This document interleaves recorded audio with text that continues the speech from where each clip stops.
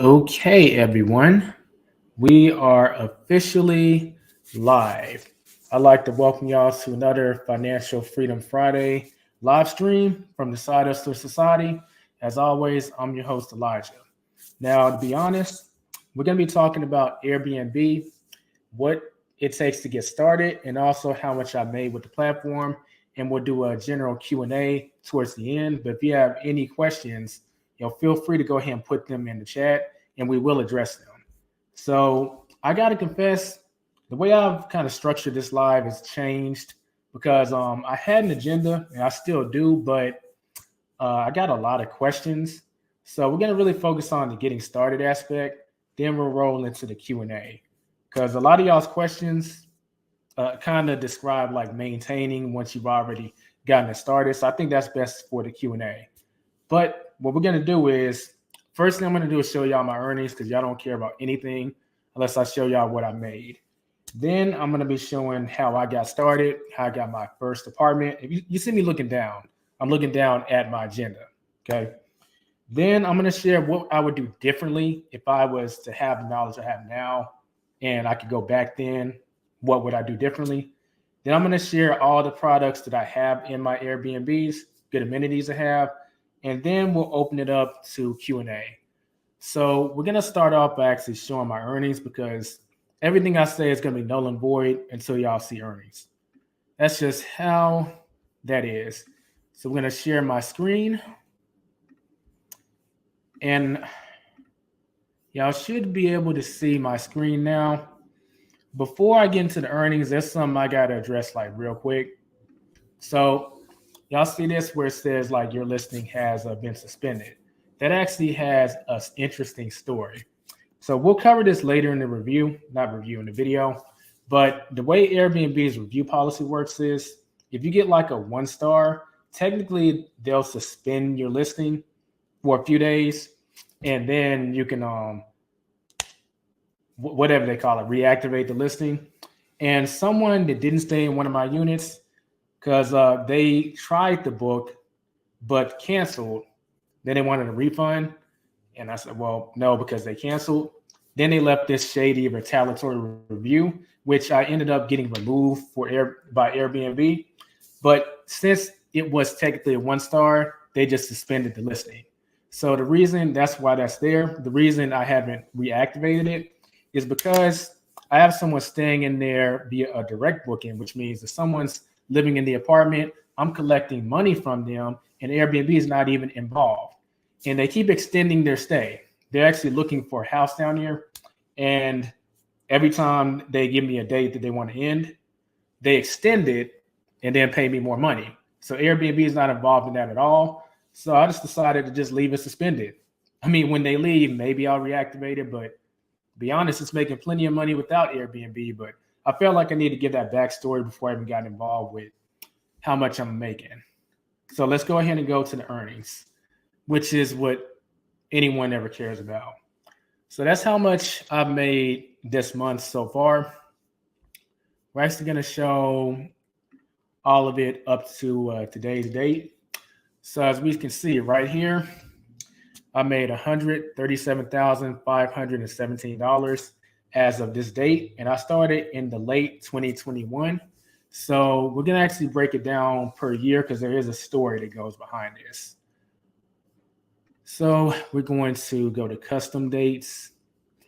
We'll start at 2022 because when I started in 2021, like literally it was like November and December. So you might as well not even look at that. So go to 2022. There we go. As for the end date, I'm going to go to December 31st. I wish there was a faster way to do this, but it's not. Apply.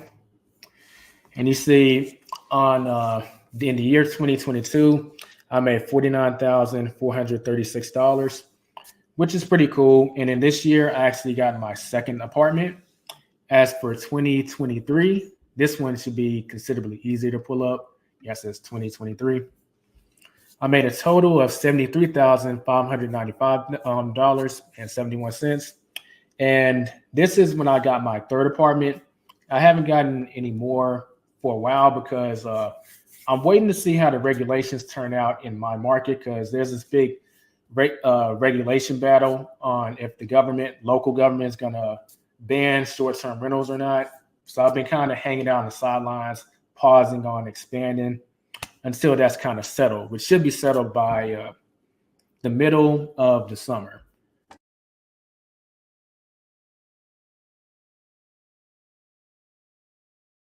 On this video, we're going to be talking about the amenities and also the furniture, really just everything I have inside my Airbnb units, or I'll just say short-term rental units because they're also on VRBO. And I might actually be looking at entertaining some direct bookings pretty soon. For those of y'all that don't know, I actually started being an Airbnb host a little over a year ago, and I kind of did it as an experiment to see like how much money I can make. Did I like things? And in general, I do like it, so I'm going to continue doing it. But it was an experiment for a reason. I found out what worked, what didn't work, and what's good to have when starting out, and when you're going to get another unit. What are some key things that you want to use? Like what things are good to have in the bedroom, in the kitchen, in the living room, in the bathroom. That's what this video is for. Plus, a lot of people have been asking like what kind of stuff you have in your units. So this video is meant for y'all. With that being said, let's go ahead and hop into it. So one thing to note about this is everything that I'm taking a look at, these are linked in the description and the pinned comment in my kit.co. So everything is conglomerated in one spot. If at any point you want to check any of these out to put in your units or just to have. And I also want to say that from an interior design perspective, like each property is going to be different. So things like sheets and stuff like that or overall design, not really including a lot of that stuff because that's going to vary from property to property. I might make another video in the future with a conglomeration of like interior design stuff, but that's not what this video is for. This is more the bare bones of stuff that's good to have. Now, one thing to keep in mind is the clientele I'm catering to is traveling business professionals, traveling nurses, remote workers, really professional people, not so much leisure travelers. So my amenities are going to be geared more towards them. So let's go ahead and get started. Starting off, I always get the Zenith bed frame, which can be gotten off of Amazon because in general, it's just a very strong bed frame and it's very easy to set up. So it scales very nicely, whether you're putting it together or you want to have it assembled when you arrive. I've never done that. It's so easy to put together. I haven't even considered that, but it's an option. Moving on, as far as the mattresses I use, I always use Wayfair because it's economical and it actually is pretty comfortable. It's a soft bed, and I've gotten several compliments from guests that have said that they really enjoyed the bed experience, specifically related to the bed. You can see those popping up on the screen right now, so I don't see any reason to change if guests are happy with it. So moving on, we're gonna exit out of that. And this is actually a big one, but I always get a bed cover. Now, this is pretty critical because let's say if a child is in the bed and they have an accident or something spills on the bed, like wine or just a number of things, just fluids get on the bed that end up staining like the mattress. Well, if someone sees that by any chance, like your next guest, you're not going to be a 5-star host, and you may actually get dinged as far as like unprofessional cleaning. You might even have to refund the cleaning fee. We don't want that. Even if you manage to scrub it out, it's usually going to leave a mark. Plus, it could leave a scent that's unfavorable. So, I always have a bed cover because it's easier to replace a $37 bed cover than it is to replace a $600 king size mattress. So, I don't know what I would do without it. I don't think I really need to say much more in that regard. Moving on, we're going to go to the pillows. Now, when it comes to pillows, in general, I found that these are the most comfortable, at least for not just for me, but also for guests. Pretty self-explanatory. Moving on from that, this is one of the things that is kind of catered towards my customer avatar. But you see, this is a table. I have one on each side of the bed in my units. And in particular, this is great for if you have books available to read because it has a rack that they can be stored. And obviously other things can be put on the top too. But more importantly, I really like this rack because not only is my book in the rack that people can have access to read while they're staying in the unit, but I do have a collection of other books that people tend to enjoy. Now, keep in mind, I already said who my customer avatar is, but I keep a good variety of books. Some about astrology, some about like health and wellness, some about finance, and some about business. That usually creates a great mix. And all the books are interacted with, so that tells me that I'm doing a pretty good job. The most interactive with book is my book because they see that I'm the host. I have a book, they usually check it out. But the second one is usually a book about astrology. So if you're gonna make some available, a lot of people are very intrigued about astrology when they're staying short term somewhere. Just something to keep in mind. Next, we have a fan. Now this is important because for those of y'all that are doing rental arbitrage, the unit may or may not come with a fan, but some people literally need to feel the breeze when they're going to sleep or need to hear the sound of a fan. It plays a big role in them being able to actually get to sleep. So you want to make sure you have it available. And if the unit doesn't come with it, even if the unit does come with it, I always want to keep a portable fan because let's say they want to have the fan on them while they're in the living room or living quarters and there's no fan in there. If you just provide a fan, you're giving the customer what they want. You're giving the customer more control over their experience. And of course, a customer that has more control over the experience is going to find the experience to be a lot more favorable. Scrolling down, we have a phone charger. And this one is overlooked by a lot of people. But this is a charger that has several outlets, as you can see. And they can plug into multiple phones. So if you're serving multiple people in your units, like like 4 or 5 guests, this is something they really appreciate. But even for someone like me that mainly deals in studio apartments, some people have more than one phone. It's not that like out there to have more than one phone. I mean, y'all have seen me have 2 phones. So having that available is definitely much appreciated by guests. And it's something that's not really that expensive. So you just put it in there, they appreciate it, and they are going to use it. I can really speak from experience when it comes to that. Next, we have the hangers. A lot of people don't actually think to include hangers, but you definitely want to include them because it makes things more convenient for guests.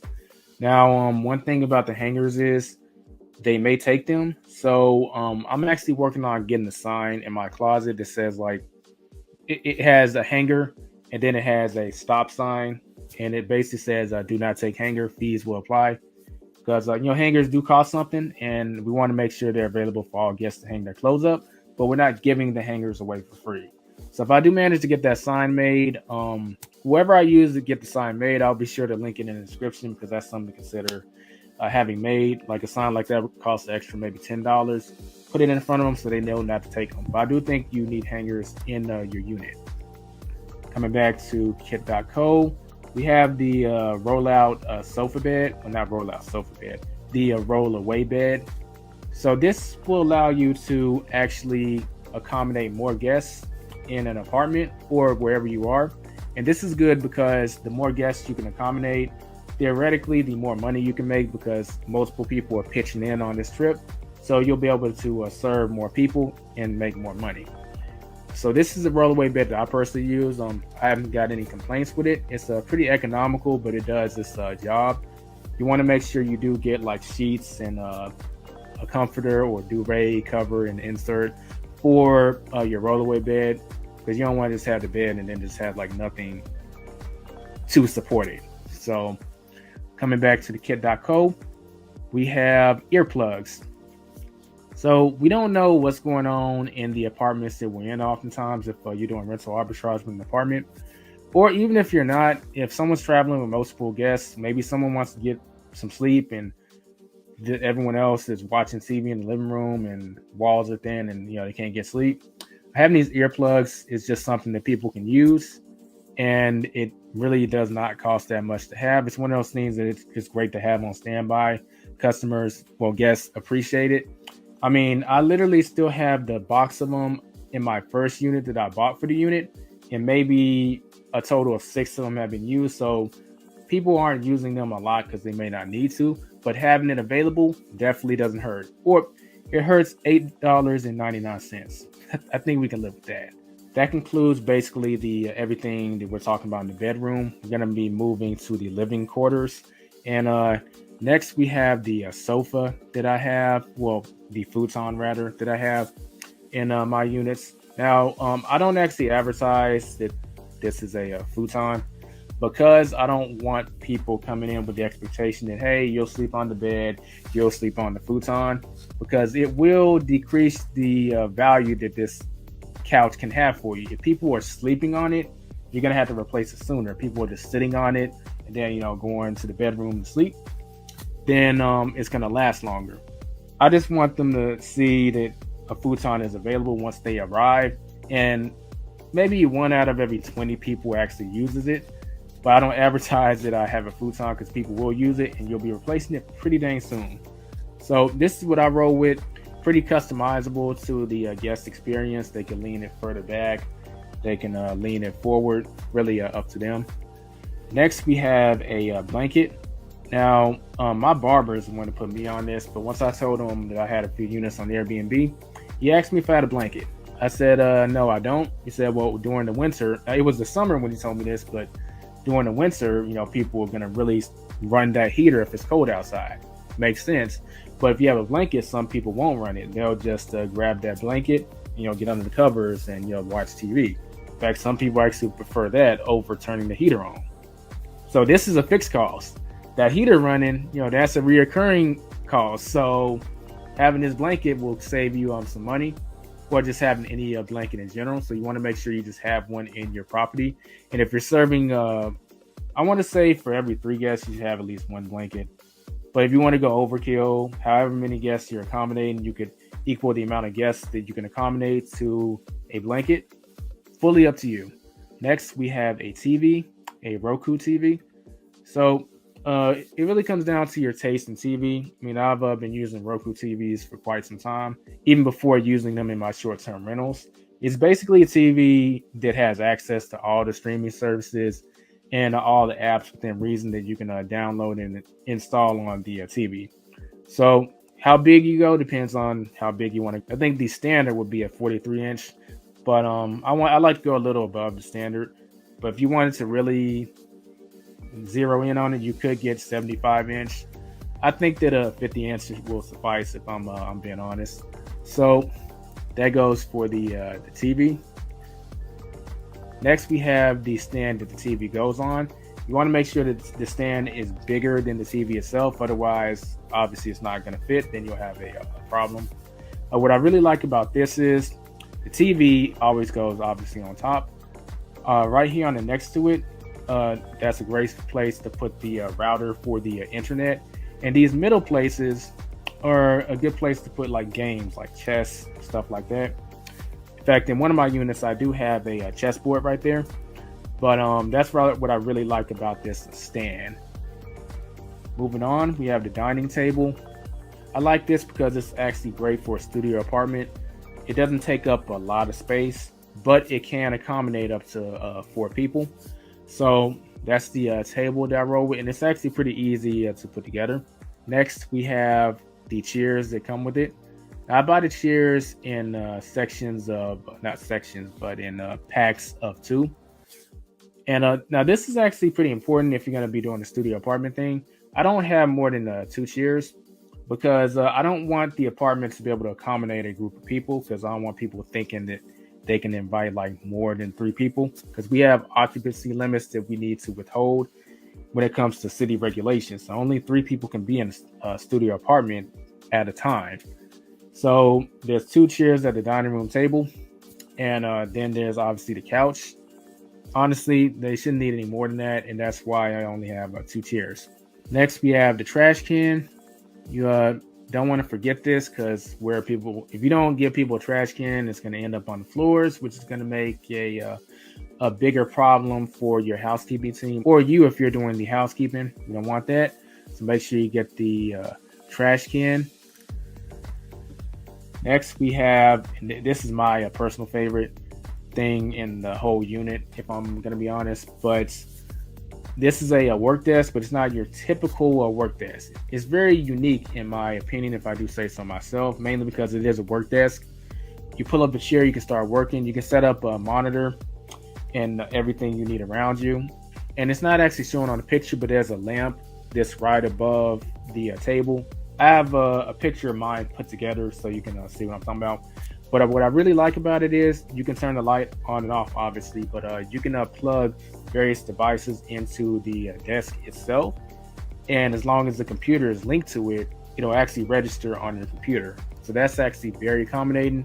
I've had a lot of guests use this, a lot of remote workers, a lot of people who are coming in town for business that really want a workstation. So people really, really, really enjoy this work desk setup because it is pretty unique. It's not just a desk and a place for you to put your computer. It actually has some electronic outlets and things that are pretty useful. So that's good to have, especially if you're catering to the kind of clientele that I'm talking about. Moving on, these two are equally as important, if I do say so myself. But you have the phone stand, and a lot of people underestimate this. In fact, mine is right here, and this is just perfect when you have just like a working area set up. You got your computer, you got your phone. If you need to interact with your phone, you just do that, press a few buttons, then boom. And we've got back up, go to kit.co again. And you got the laptop stand. This is great. Not everyone uses a laptop stand because they might not want the computer so high, but some people do. So why not just give them the option? So this is part of the reason I actually am able to really serve this clientele of remote workers, and not just remote workers, but people coming in town for business, because they value stuff like this. Really think about your customer avatar. Going back. Next, we're going to work our way through the kitchen. Now, the kitchen contains so many items. If I clicked on them all, we'd be here forever. So I'm just going to briefly describe what each one is as we hit it. Obviously, you got your dishes. You got your mugs, your bowls, your plates. I think those are the minimum that you do need to have. You got your oven mitts for people that want to do some cooking. Same goes for a cooking tray. And a rice and grain cooker is pretty popular among people from different cultures, a more ethnic culture, more ethnic background, where rice and grains is a pretty big part of the diet. They're going to really appreciate it if you have a rice maker or a rice cooker rather. And having food trays available so that people have an option to eat at the table, or they can eat in front of the TV. Just put the food tray up, then boom, they can just eat while they watch TV. Next, we have the silverware holder that goes in the drawers. This one of the things is easy to forget. So, make sure you remember this because you don't want to get the silverware and then you don't have something to keep it there. It's one of those things we kind of take for granted and don't notice when we go somewhere, or even in our own places where we live. It's just there. But if you forget about it, it's one of those things you got to have, but it's easily forgettable. So don't forget about it. Next, we have the typical pots and pans. Want to make sure that those are available. Got the silverware. Got the paper towel holder, utensils, the sponges, and the glasses that people can drink from. Now, I didn't put this in the kit. I might add it afterwards since I just thought about it. But I also have paper cups, paper plates, paper spoons, straws too. And the reason that I have those two, I want to give people an option between paper and real plates and stuff, because I started all this during the pandemic. So a lot of people might be kind of sketchy about using dishes that have been used from someone else because, germs and all that, even though dishes have been washed.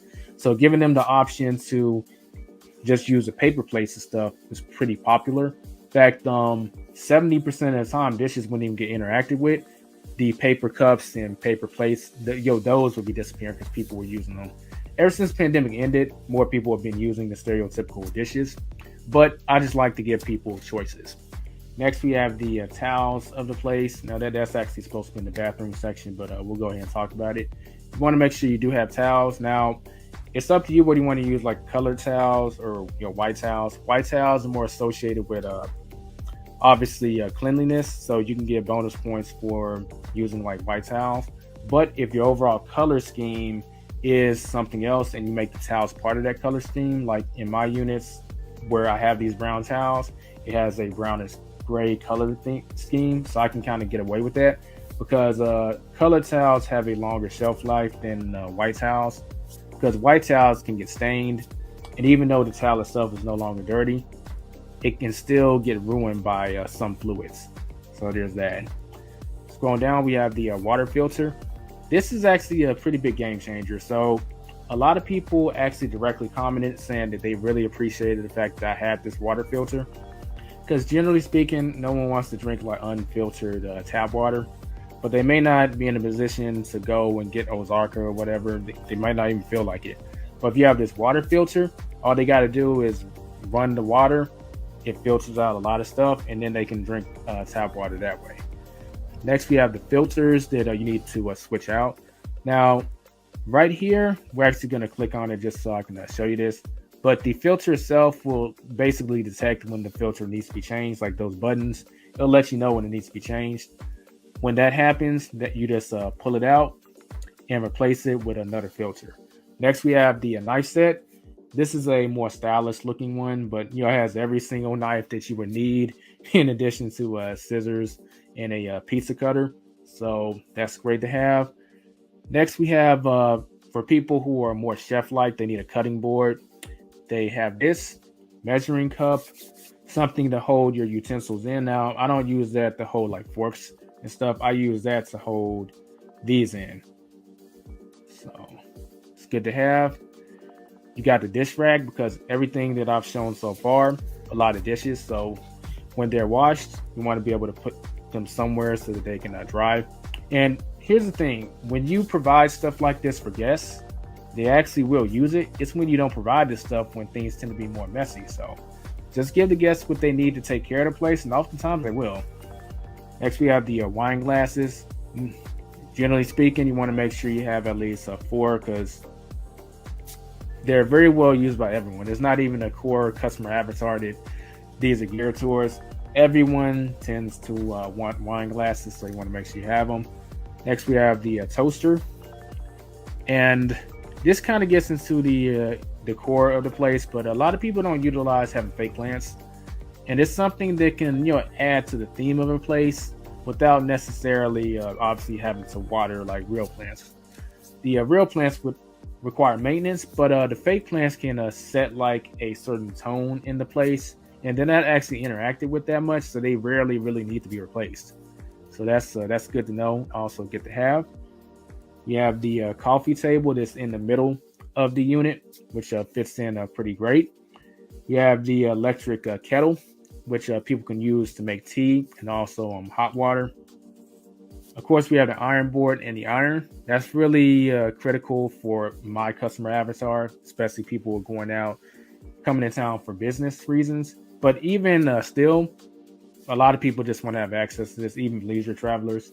I don't have it in the kit. I'll add it once I finish this video. But I also have lint rollers in my units because people want to be looking lint-free when they do step out. Now we're going to move over to the bathroom things. Before I go there, though, I want to say that everything in the kitchen and living room areas, it's a lot of stuff. But this is the reason that I've actually attracted some monthly bookings. Like all this stuff is what someone needs to sustain themselves. So a lot of this stuff, if you put them in there, you'll be catering towards people who may want to stay monthly. And obviously the people who are staying shorter term wouldn't mind that stuff being in there. So just think about that. Your monthly bookings are very valuable during a slow season. So moving on to the bathroom stuff, we have Q-tips. This is one of those things that people don't think about, but your guests will appreciate it. You got the plunger. You just want to have it on standby. Like if something happens and you have a plunger, well, the guests may actually be able to fix it themselves if they know how to use a plunger. If not, you end up having to take care of it anyway. But the point is, you would have to come in with a plunger. So why not just have it there? Or maintenance, or your maintenance guy, or whoever. Plunger just needs to be there. Next, you want to make sure a toilet brush is there for cleaning. This is supposed to be in the kitchen area, but you do want to make sure you have a coffee maker. Now, I actually don't provide coffee. I provide something else, but we'll get to that in a moment. Next, we have the shampoo. We have the bathroom utensils. You have the bathroom decor in there. You want to make sure you have soap available, as well as somewhere to put their toothbrush. And a little bonus I added this since I came out during the pandemic, and afterwards I just kept it there. But having a hand sanitizer in the bathroom too is a great plus, because some people would rather actually just use the hand sanitizer to be completely like bacteria free rather than use soap. Give them the option. Make sure you have a trash can in the bathroom. And this is one of those things that really helps. Have a hamper. It doesn't have to be in the bathroom, but have it be somewhere close to the bathroom, because if you don't, people will just leave their dirty towels on the bathroom floor. Creates a bigger problem for your housekeepers, and then creates like that mildew smell. And then you're gonna have to get out of the unit once the guest is finished staying there. But if there's a hamper, some people will use it. If people aren't using the hamper, you can print out a piece of paper and type "dirty towels go here" and tape it on the hamper. People will use it. I know you're wondering like why should you go that far? Some people you would think they see it and it clicks, but don't assume, because it doesn't for some people. Swinging back to the coffee. So I actually don't provide coffee because coffee is very bad for you actually, and I don't really want to be contributing to harming people's health in that way. Now I want y'all to know that I am leaving money on the table. If you provide coffee, then you may get more bookings. You may get which will generate some more money. I just don't want to provide it, but I do provide coffee alternatives, as you can see here. And believe it or not, people actually are trying out these coffee alternatives because they get used. So they either try these alternative coffees, get the same effect. Maybe they'll start using it from now on. Who knows? Or they don't use it, and I don't have to replace it. So either way, I think it's a win-win. I have a stevia as a sugar, as a sweetener that they can add. And as far as soap for the bathroom, I always like to go with a Dr. Jacobs Natural Pure Castile liquid soap gel. I used to have this and also the solid soap version, but the solid soap version, it ends up just getting wasted because people like the benefit of the physical version is you can reuse it over and over and over again. But someone that's not staying that long is only going to use it a few times, and then they leave it there. They don't take it with them. So it's like, well, that soap can't be used anymore, because once someone uses a physical soap, it's theirs. If they don't want it, it's got to go in the trash. So it's just better just to have the liquid soap available, because they just pour what they need on a towel, take care of their business. But the container for the liquid soap and the soap in there can still be used for other people. Scrolling down, we have the floss, and a lot of people really like this type of floss, where they just get it like that. Keep that on standby. It's these little things that people appreciate. Same goes for the shower caps. A lot of people don't think about they don't think about women when they shower, and almost every woman I know showers with a shower cap, but they may have forgotten it back at home, or they just don't have one. If you have this available, it's these little things that will cause them to leave you a 5-star review when they may not have left a review at all. Speaking of women, we have the curling iron, the hair dryer, and we have this that they can have access to, and they very much appreciate it. And last but definitely not least, we have the security for the property. So I have a Ring camera set outside of all my units, so I can see who's coming and who's going. And I also have the Minute system, which is a sound detection system that you can use to detect like sound levels in an apartment. So if it's getting too loud in there, they may be throwing a party, or maybe disturb the neighbors. You can let them know, like, hey, can you quiet down? In the Ring camera, I think it's pretty self-explanatory. It's a basic security. But that concludes all the things that I have in my units as far as amenities go, and also just things that are good to have. Are you an Airbnb host? And do you have things in your unit that I didn't cover? Let's talk about it in the comment section below. I mean, as hosts, we got to help each other out and help the up and coming new hosts that are about to get out there so that they can start off on the right foot. But if you have any questions or comments, or if you have any interest in anything that we've covered in this video, just click the link in the description or the pinned comment, and you can go exactly to where I was. And then you can go to mykit.co where you can access these things. But I'm sure y'all want to see the actual process of how to make a listing. So let me share my, let me get rid of that. Let me share my screen real quick. Go to,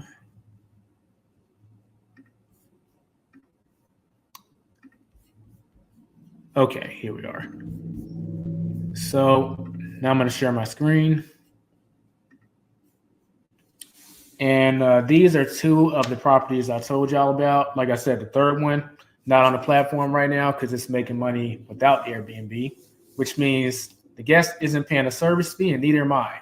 So yeah, let me click on one of them. And we're going to actually just take a look at the listing itself. Then I'm going to show you what it looks like on the back end and some important things to have in the back end to make your listing appealing. So starting out with the photos, I'm going to click on show all photos. I didn't mention this before, but you might be wondering, how did you design the apartment? So am I on the screen? Yeah, I'm on screen. How I designed the apartment, I actually just hired an interior designer to come up with the design and the color scheme. So I would just recommend hiring someone. If you're not going to do that, make sure you take a class on interior designing. And there's plenty of free ones on Skillshare. Well, technically it's not free. You got to pay for a Skillshare membership, but it's not that expensive.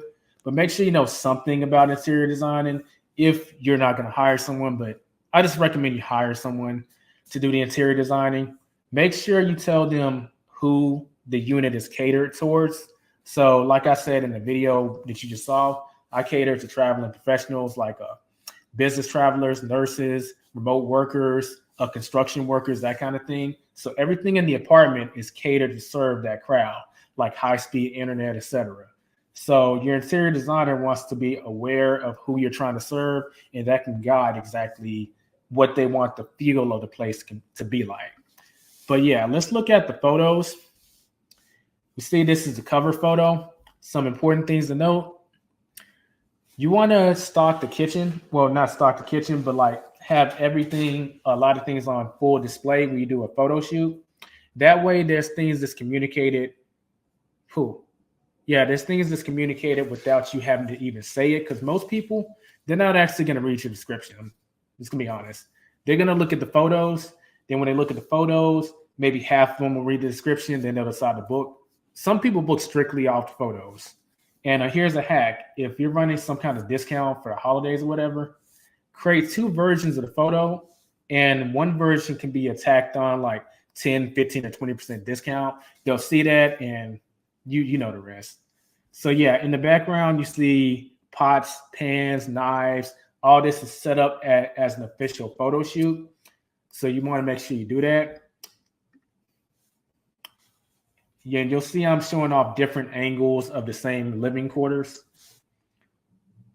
Just showing off more amenities that are available. It's very important to get pretty much every shot of the room, because a lot of people are skeptical. If they don't see like all four walls of the room, they may think that like half the room may not be decorated.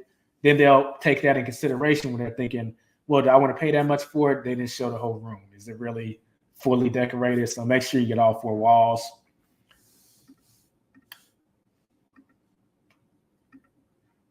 Then moving on to the bedroom, same principles basically apply. Y'all might be wondering, did I hire a photographer? I actually didn't, because I know a little something about photography. In fact, I literally just took these on my phone. Now, I'm not saying you shouldn't, by all means, if you can't do it. But I was curious, what was the result I could get if I didn't? And this is a picture showing off the shower. People love the shower. Like, it always gets compliments. As you can see, different features. But yeah, let me finish going through the photos. Of course, that's a picture of the work desk. Then I had to put my Mac on there just so they can see exactly what their potential setup could look like. And this is a picture of just a local Trader Joe's, which is a health food store. Same goes for Sprouts. Stuff like that really shows a monthly booking potential, because they're going to want to do some shopping. So back to the photographer. I really wanted to see the result I could get not using a photographer. And to be honest, the result I got was pretty much the same as people who use the photographer in terms of making money. But it never hurts to have one. I wouldn't have that be a deterrent to stop you from getting started. You could always hire a professional photographer and then do a reshoot and set up and stage the property again, then use the better photos. But be honest, just using photos I took with my phone, and it's not on my desk, but People that know me know that I have the thing that holds your phone in place so you can center it the right way and stuff. In fact, give me 1 sec. It's right over there. Hold on.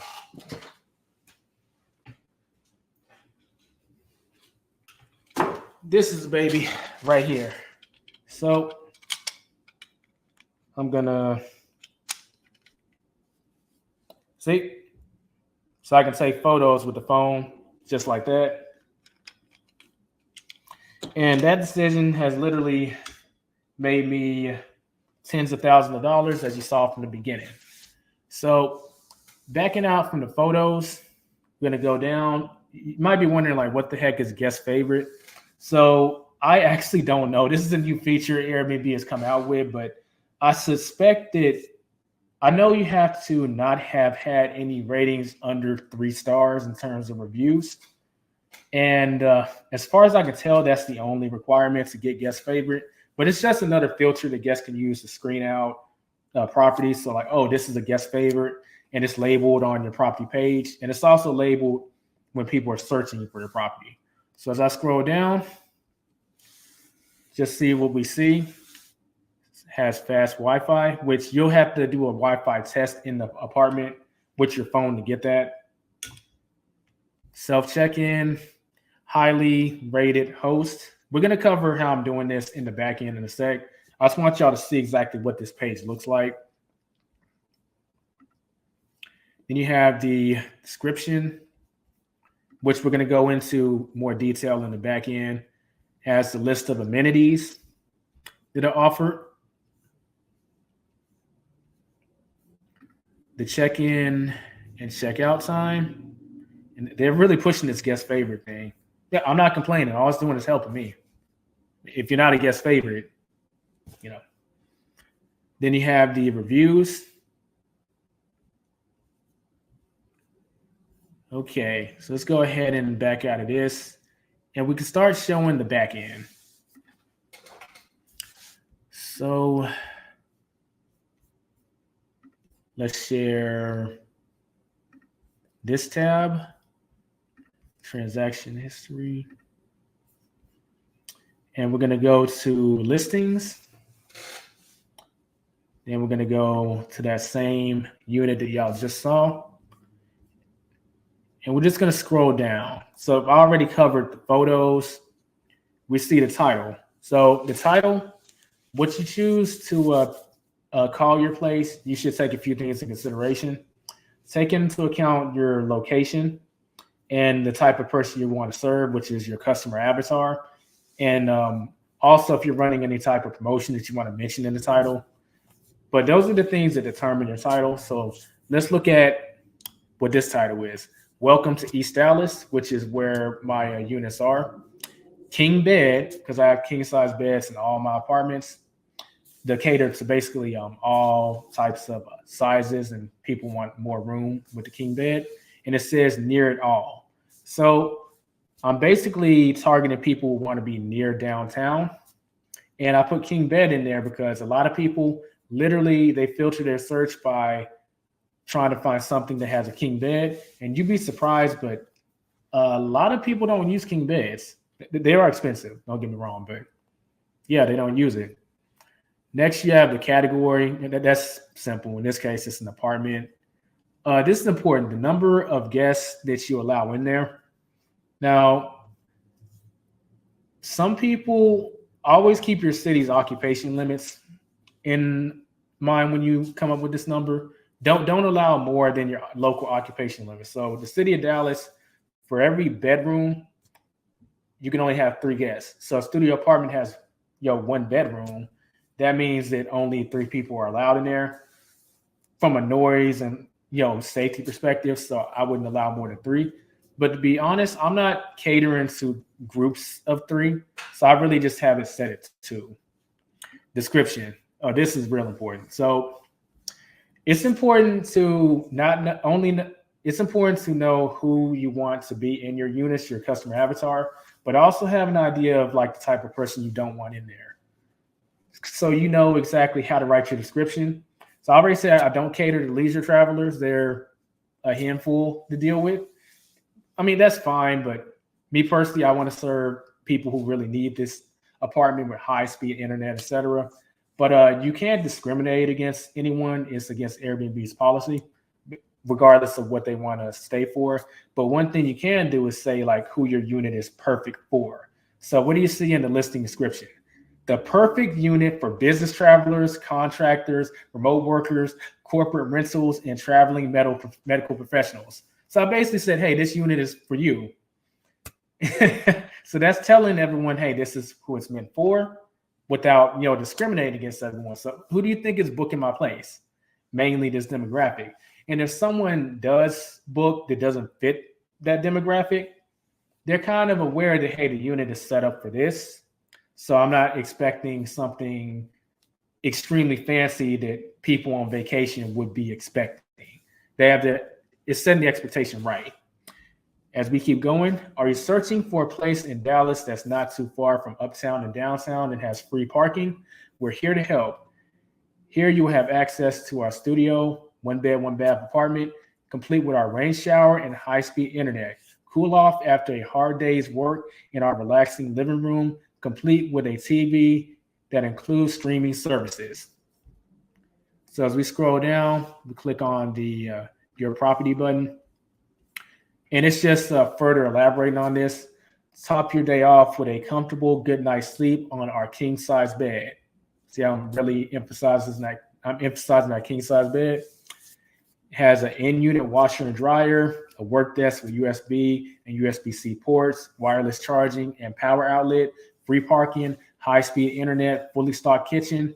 The following streaming services: Netflix, Hulu, Disney Plus, YouTube Premium, HBO Max. I need to change that to just Max since that's what they are now. Crunchyroll, ad-free for you anime fans just like me. Yeah, I'm an anime fan.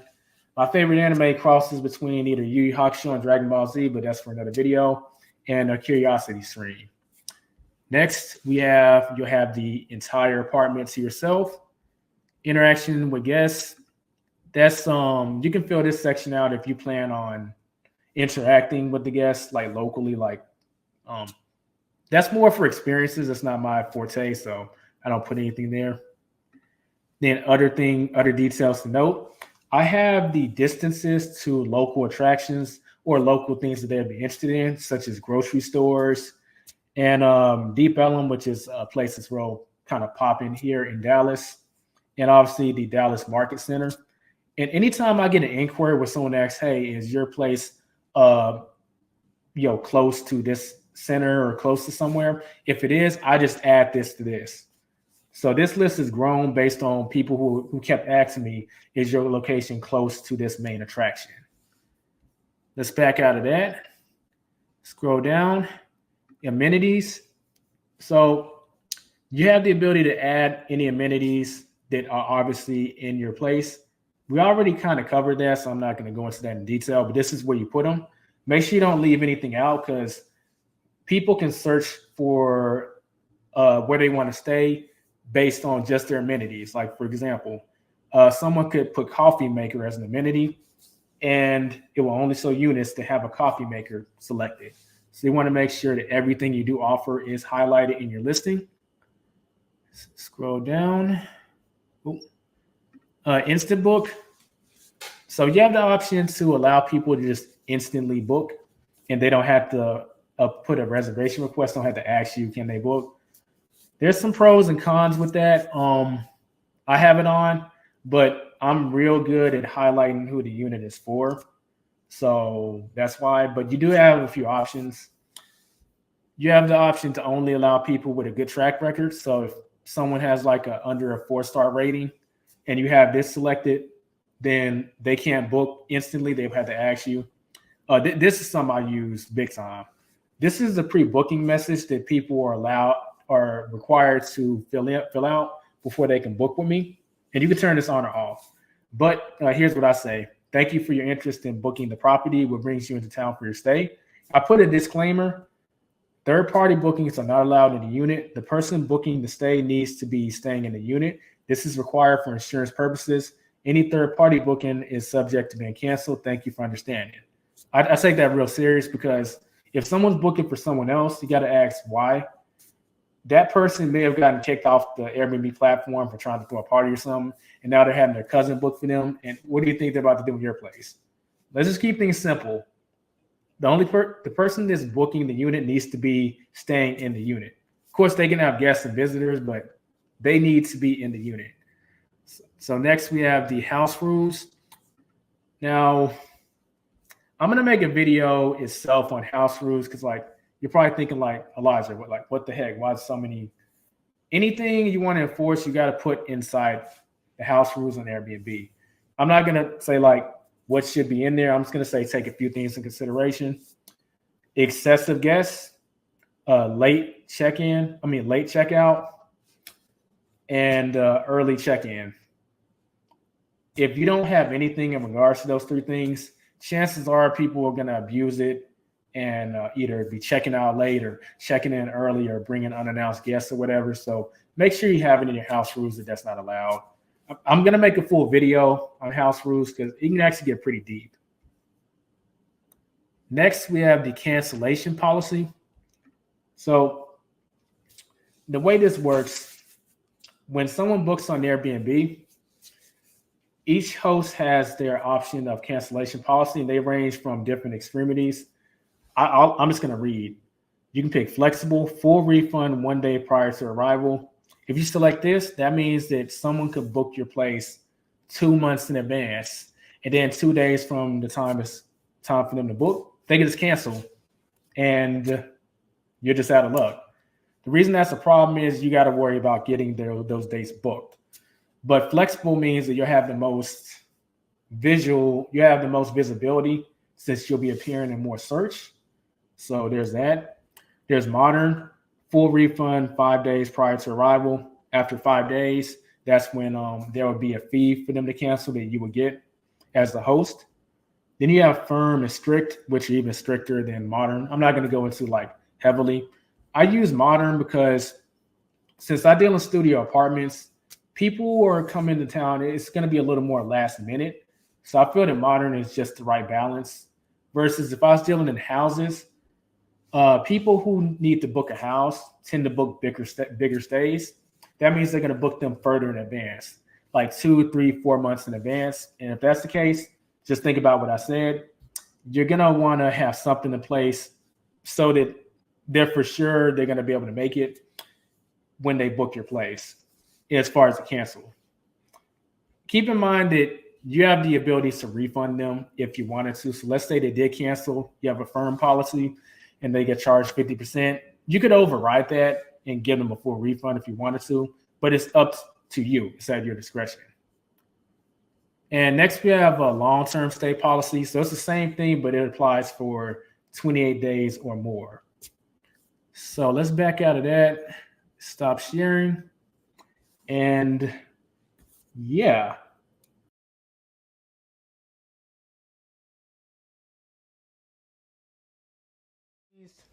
In my last video, when I was talking about Cash App, I kind of teased that I had an apartment on Airbnb and that I would give you the details on that situation later.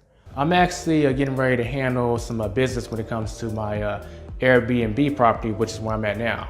Now, y'all might be wondering, hey, when did you get involved in the Airbnb business? What's up with that? All that will be explained in another video, hashtag teaser. Well, consider this video the official details in that situation because I'm going to be sharing with you 10 tips or 10 steps, depending on how you want to look at it, to hosting an apartment on Airbnb the right and correct way so that you can start making some extra money. With that being said, let's get into the video. Hello, everyone. This is Elijah, your host, and I mean host in a few different ways since we're talking about Airbnb here. So y'all might be wondering exactly how I got involved with the Airbnb lifestyle, if you will. Believe it or not, I've actually been planning to get involved in real estate in some form or fashion for a little while now. But y'all may know, if you've done any searching for a house, that the real estate market for buyers is kind of crap right now, thanks to the pandemic, among other things. With that being said, I did still want to enter into real estate in some form or fashion, and that's when I decided to go ahead and go with what is known as rental arbitrage and get involved with Airbnb. Now, when you hear those words smushed together, rental arbitrage, you might be wondering, what in the world is that? Don't worry, we're going to explain it. So the way this works is, picture you leasing an apartment and you decide that you want to put that apartment available for rent, even though you're renting it. Well, that concept is known as rental arbitrage, where you're going to make money from a property that you don't necessarily own, you're just leasing, but you're renting it out to someone else. There's different forms of rental arbitrage nowadays. You can do what I just said and sign up a lease for that other person. And that's more of a corporate housing kind of thing. Or you can list your property on these vacation rental platforms like VRBO, Airbnb, Booking.com, etc. In my particular case, I'm actually open to the first one, but for now, I'm going to stick to listing the property on Airbnb. So with that being said, I'm going to share with you 10 tips that you should do or implement or know about if you're thinking about hopping into the Airbnb business, specifically if you're going to be renting out an apartment. Now, full disclosure, as of the recording of this video, I am still fairly new to this game. I've only been in it a few months, but I do have several contacts that have been in the Airbnb game for quite some time. So these tips that I've come up with them through my own experience.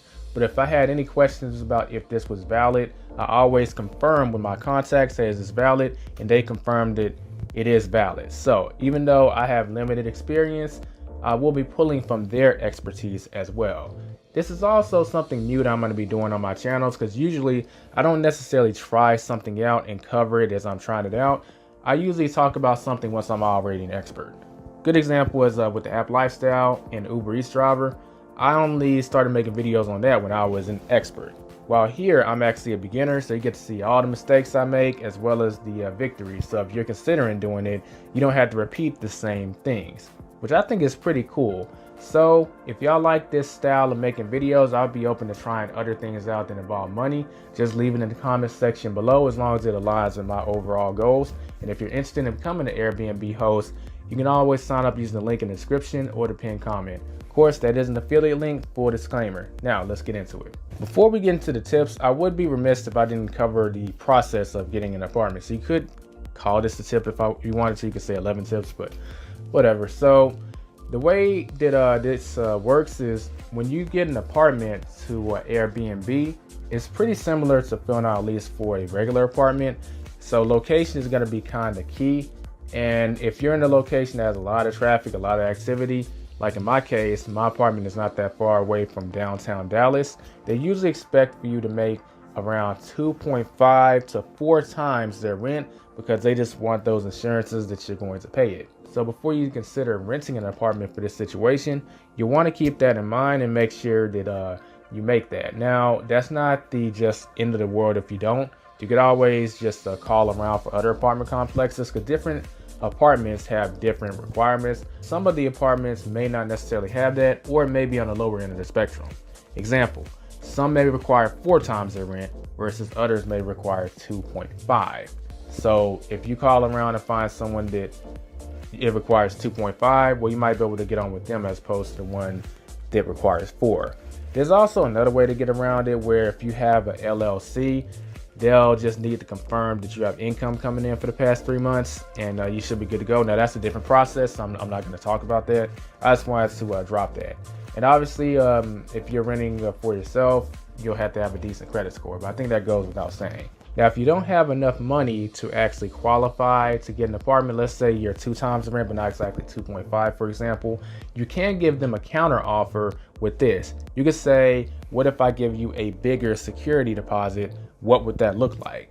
So you could have, I would say, $2,000 to $3,000 stashed just as a backup scenario if you really want an apartment, but you don't quite meet that income threshold.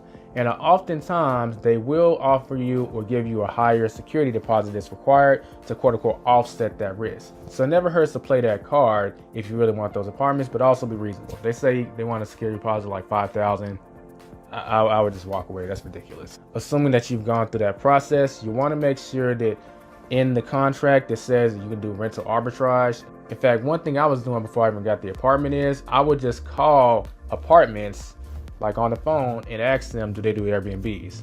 So quick yes or no. If they say no, move on.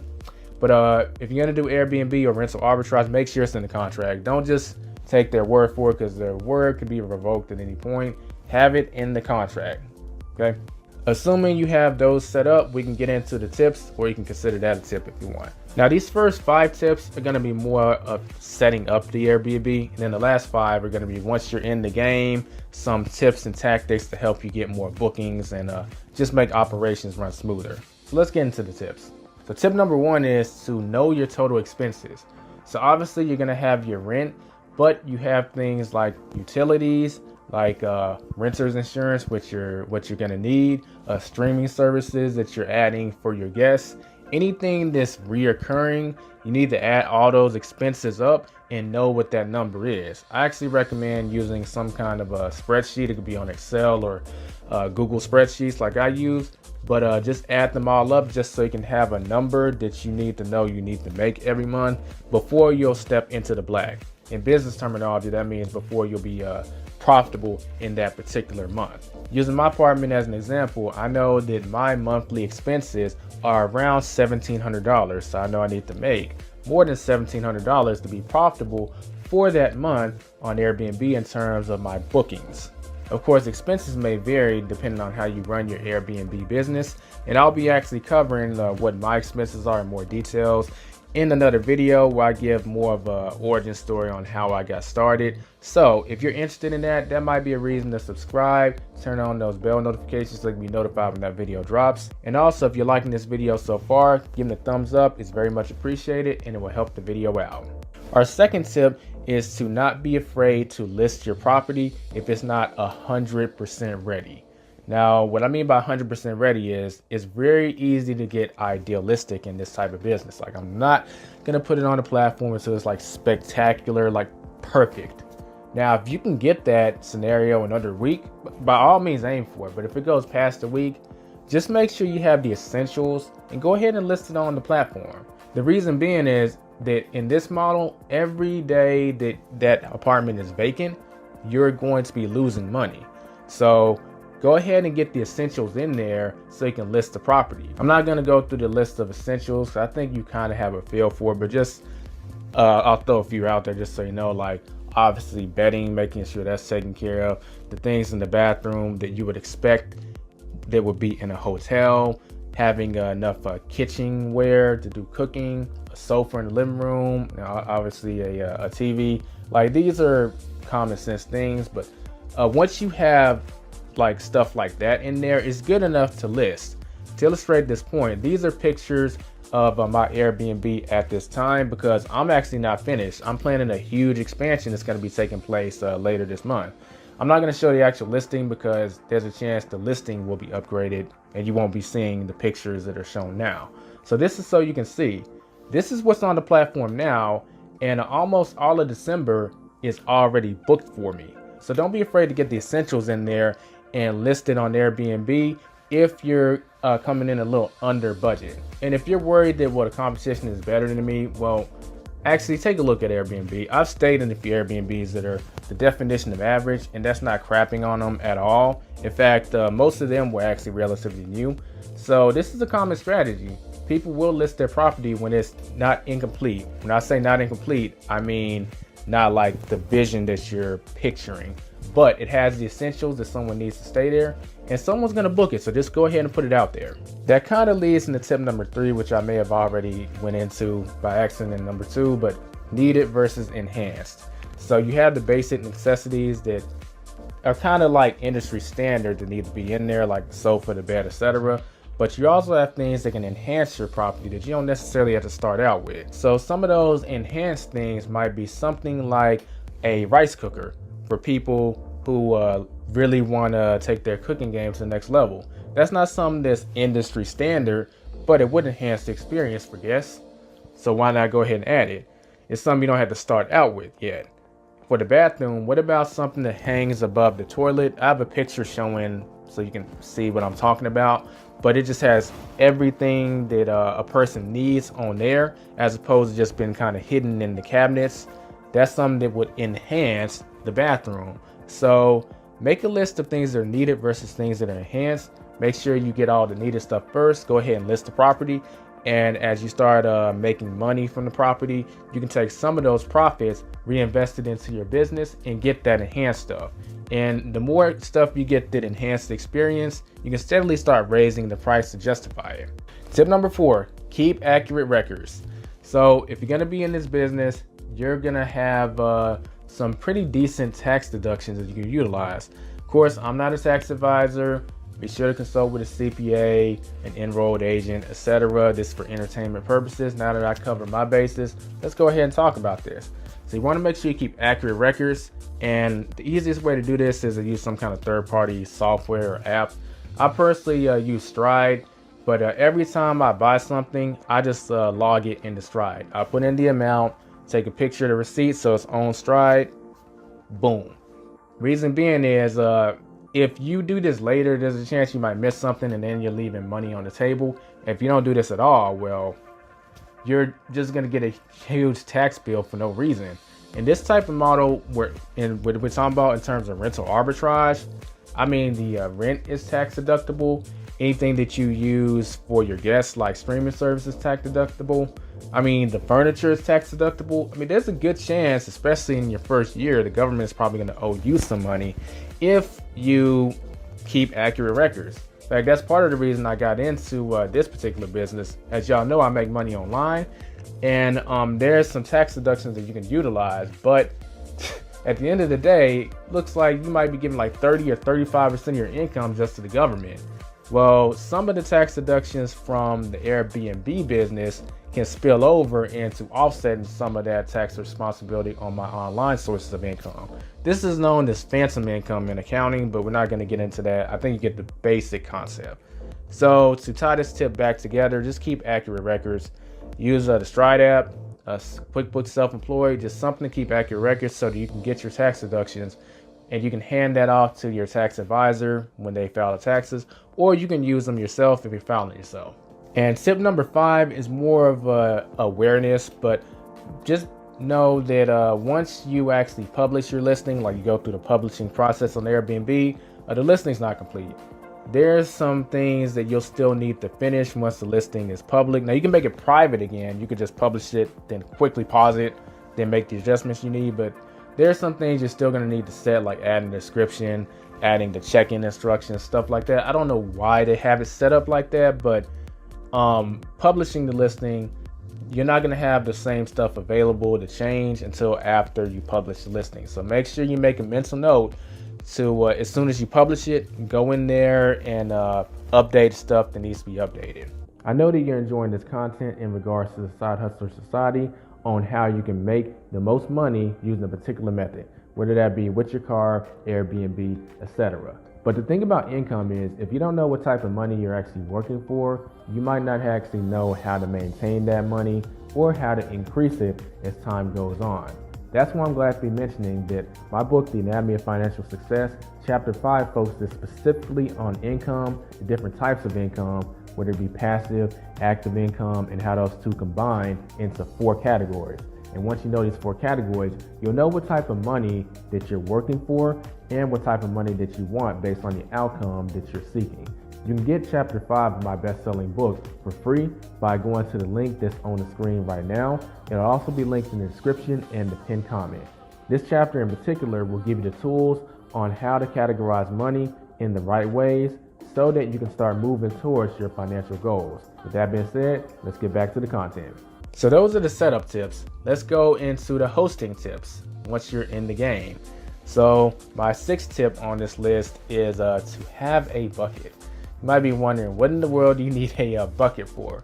Well, if you're going to be doing your own cleaning like I am, then you want to have everything in like one place, and it'll save you like a few trips to the car or using like bags. So just having a bucket there where you can keep like bleach, anything that you need is just a good habit. Now, if you don't plan on doing your cleaning, you're going to hire a third-party service, then I guess you can omit this tip. But if you're going to do it yourself, make sure you have a bucket. In fact, I would go ahead and add on to this tip since we're talking about cleaning. You might want to go ahead and order your supplies that you'll need in bulk. So instead of ordering like just getting the bottle of bleach from Target, you might want to just get like a gallon of bleach and keep it in that bucket of yours. Moving on to our seventh tip, you want to make sure you have a modern cancellation policy. So if you're not familiar with Airbnb, they have the ability for the host to set a cancellation policy, and this basically impacts how long can a guest cancel before they're charged the booking or they're charged part of the booking with no refund. So you have extremely flexible up to very strict. And I recommend that you start out using modern. Now, I actually have a story to share with y'all. When I first created my listing, I did my research. I did quote unquote everything right, but I had my cancellation policy listed on strict because I didn't want anyone to, hold up my calendar unless they really wanted to book a stay. Now, that was actually stopping me from getting bookings because when you're on strict, you have like 48 hours to cancel. And if you don't cancel in 48 hours, you're not getting a refund if you cancel. And I've read somewhere that that could be stopping people from booking, so you might want to change it. I wasn't getting bookings. It had been like 3 days, so I said, okay, I changed it to modern. Plus, I looked at some of my competitors. They had modern or flexible. So I changed it to modern, which means they have up to 5 days before they actually check in to cancel and still get a refund. After that, that's when they'll start getting charged 50% or the full, etc. And I was sitting in the barbershop the next day getting my haircut, and we were talking about Airbnb, ironically, and I got a text saying that someone had booked, so it was my first booking. And it wasn't even for like a night or two. They booked for like 9 nights. Then later that day, I was playing Grand Theft Auto 5. I got another booking. 2 days later, I got 2 more bookings. So literally the only thing that was stopping me from getting bookings was that cancellation policy. Now, I'm not saying you can't change that later. Some people have strict, embedded into their strategy. But in the beginning, you're not going to know exactly how that works. So I would just recommend you stick with modern. And I wouldn't recommend doing a flexible cancellation policy because that attracts wishy-washy people. And it might be 3 days before it's time for them to book and they cancel. And then that space is just open in your calendar. I think that 5 days, which is the modern level, is a reasonable amount to where if you cancel 5 days out or sooner, there should be some kind of repercussion for that because you're going to be losing money because those places will be empty. And even if you lower your prices so you can get someone in there, you'll be taking a loss. Well, at the very least, if you get 50% of that booking rate, when you lower your prices, it will start to even out to how much you would have been making. Now, I just mentioned lower prices, and that goes into our next tip, which is to lower your prices as dates that haven't been filled get closer and closer. Now, a lot of people just leave their prices the same and just hope they get bookings. That's actually not the most efficient way of running your business. What you want to do is you actually want to have your prices set higher than normal a month out. And as soon as that month starts coming in, you want to slowly discount your rates to make sure that you get pretty much booked. So theoretically, let's say that 40% of your calendar ends up getting booked for next month. Then next month approaches, maybe you get 60% because you get a few people that booked since then. With 40% of your calendar still isn't booked. So as those days start approaching, well, 4 weeks out, I'll do a 10% discount. 3 weeks out, 20%. 2 weeks out, 30%. And 1 week out, 40%. Because I really want someone in that unit because if it's not being used, I'm losing money on that day. This will help you keep your occupation rate high, which plays a role in the Airbnb algorithm, number one. Number two is you want to be making money on almost every day. So if you need to lower your prices when those days aren't getting filled, don't hesitate to do that. That's part of the reason that you want to charge more a month out. And a lot of people do this and don't think oh, well, I'm going to be too expensive. Look at your competition. A lot of people do this too. So it's kind of standard practice that guests expect to pay more if they want to secure a place a month ahead of time. So don't be afraid to charge a little more a month out and then just slowly start discounting as those days come closer and they're not filled. Our ninth tip is to have some kind of system in place for reviews. Now, just like anything else, people aren't just going to leave you reviews just for the sake of leaving reviews. You got to kind of have a process to lead up to them doing it. I have a 4-step messaging process that I use, and some of these messages are automated. So I have a text to send out when they book with me saying, thank you for booking with me. And I just give them some details that I might be wondering. I have a text that goes out the day that they're checking in saying that, hey, here's the exact address, here's the gate code, and here's the code to get into the apartment. Then I have a text that goes out the night before they check out. So like around 9 o'clock the day before they check out, saying, I hope your stay went well. If there's anything that you need, let me know. And your checkout time is at such and such time tomorrow. Hope you enjoyed your stay. Forever your host, Elijah. After they check out, I'll wait 2 days, assuming that they were a good guest. I'm going to message them saying, thank you for booking with me. I really appreciate the fact that you did X, Y, Z. And usually it's something that they followed in my house rules I appreciate. Like they took out the trash or they washed the dishes, etc. Then I tell them I look forward to leaving you a review. Forever your host, Elijah. So that's a way of subtly inducing that, hey, I'm going to leave you a review because you're an awesome guest. Can you do the same for me? Some people will just directly ask like, hey, I appreciate it if you leave me a review. I'm leaving your review now.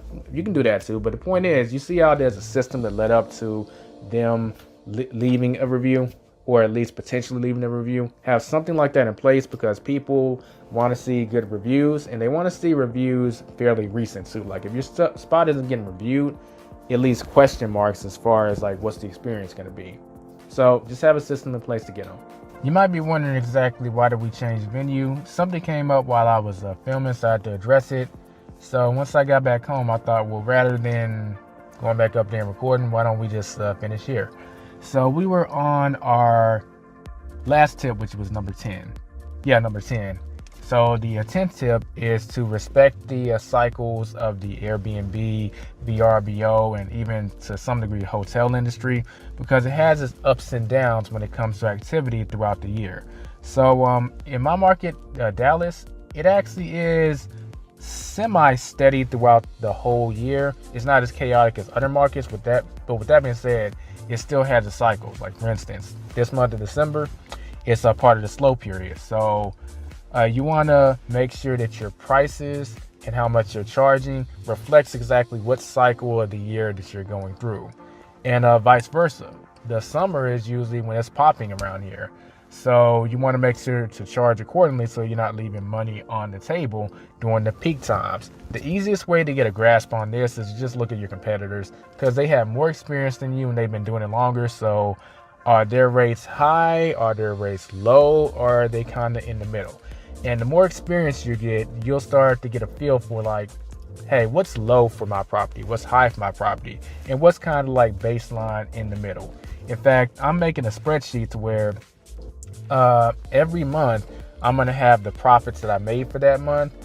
And what that'll do is by the end of 2022, I'm going to have this basically cycle calendar that kind of lets me know like, hey, I made this much this quarter. I made this much this quarter. So like this quarter has high demand. This quarter has low demand. And I can adjust prices accordingly based on that. But just starting out, just look at your competitors. That's what I'm doing. And as a bonus tip, I know this is going beyond 10, but I'm sure y'all don't mind. Airbnb gives you the option to where you can offer 20% off of your place to the first 3 guests that book it. When you first create a new listing, I recommend you do it because it helps kind of kickstart that algorithm boost that you want from Airbnb. That's part of the reason they're letting you offer this.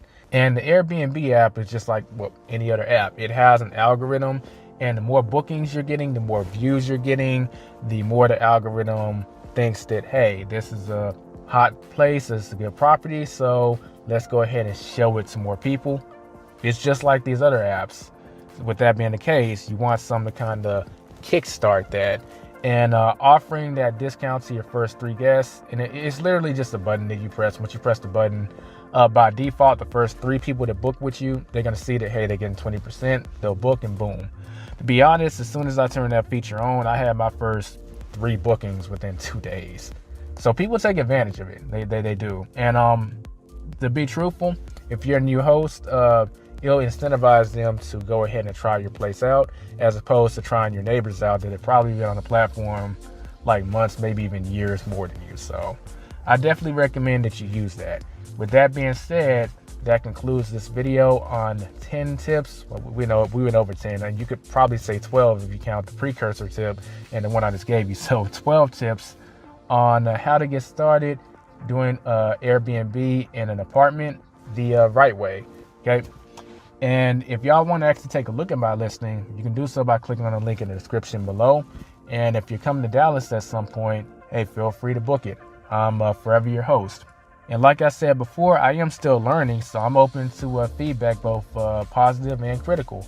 So if you've been an Airbnb host and you'd like to contribute to the conversation, feel free to comment below like, hey, you know what, it'd be better if you did this or this or this.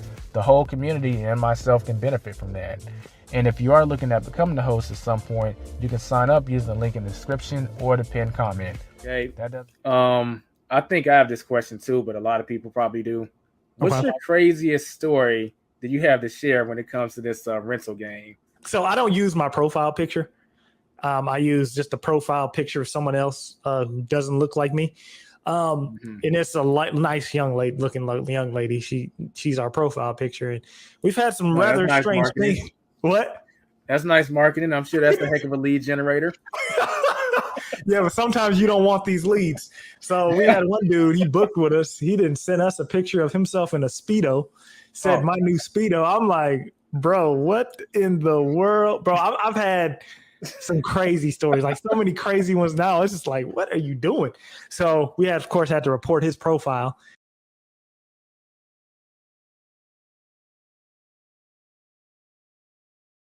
I know a lot of people when it comes to this rental game, they're asking this question because they want to hop in, but there's a lot of ambiguity about it. So like when you're looking to like acquire a property to either rent on Airbnb or VRBO, or maybe even do direct bookings like you've talked about before, like what's your overall process? How do you approach that?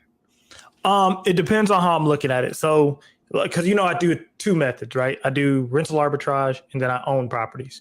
So on the rental arbitrage side, I'm looking at rental arbitrage. I ain't gonna lie, I'm looking at 100% location, right?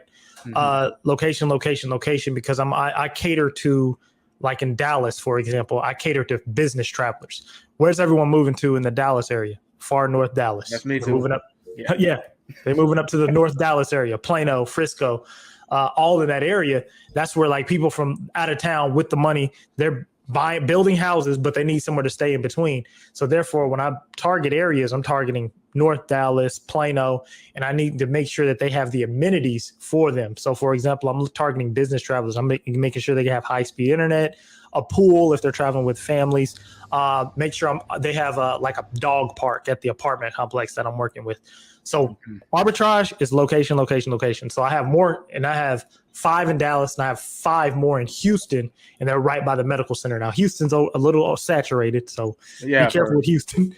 Very saturated. But a couple years back when it wasn't, it was a great location because it was in the med center. And the reason why Houston's saturated, of course, is because there's no regulations. Now, when I'm owning, it's a little bit different process because I use the burst strategy, right? So I need to first make sure it's a good deal. After I make sure it's a good deal, I need to make sure that I have a target avatar that's coming to that area. So in like Little Rock, where I do a lot of my burrs, I make sure that I could build the space out to cater to construction workers, because what happened was in Arkansas, and I learned this 3-4 years ago when I was hopped into that market, I learned that Arkansas outsources all their construction work to other states. So the people who live there the people who do the construction work there don't even live there, right? So they're coming from Texas, Iowa, these small towns. And what they do is they'll work for like 8 months, then go back home for 4 months and not work for the rest of the year because they're getting paid so much. So I then catered my places to those people. And then in the off season, I make sure I can cater it to traveling nurses and then more business professionals. So I offer things like, and then what I do to attract those business professionals with families, what I do is I put things like Tesla chargers in there, because I know for a fact the Tesla charger is going to attract the 54-year-old male with kids, grandkids, they're traveling. So it's just about matter of knowing your target avatar. That's also something that's not going to be easily duplicated. Like, I added this as an amenity, but like the cat across the street can add it too. Like a Tesla charger. I don't see a lot of people doing that anytime soon. Yeah, it's a few. Like we really got into it last year off of a podcast we did with our guy Clint, and he was like really going into like, man, he was like, man, I got to really dive into what this city doesn't have, and then dive into that, and then I'll provide that to the people coming. And that was a huge thing. And that lights went off in my head. I was like, oh, I got to find that. And that's how I came up with the Tesla charger. Yeah, I think I remember listening to that episode. And for everyone that's wondering, we'll leave a link in the show notes to his podcast, Live, Let Thrive. But there's a lot of awesome content over there. So you used a few words that obviously you and me are familiar with, but the audience may not know what that is, like rental arbitrage and like target avatar. Could you like break those down a little for those that don't know? Okay, so rental arbitrage is basically I don't own the property. I rent it from a traditional landlord. He'll rent it to my business for a year, 2 years, 2 years preferably. And then I take the property, put it on Airbnb, Verbo, and then my own direct booking site and like Chippa, which is Corporate Housing Providers of America, all the OTAs. And then I make the whatever I pay the landlord his rent. I pay lights, water, gas. I pay the landlord his rent. Anything I make above that is mine to keep. So for example, when you look at a property, I want it to make me $1,000 more in cash flow net. So if it doesn't do that, then I'm probably going to be cutting that property. And that's what we're doing in Houston. And that property is not worth my time.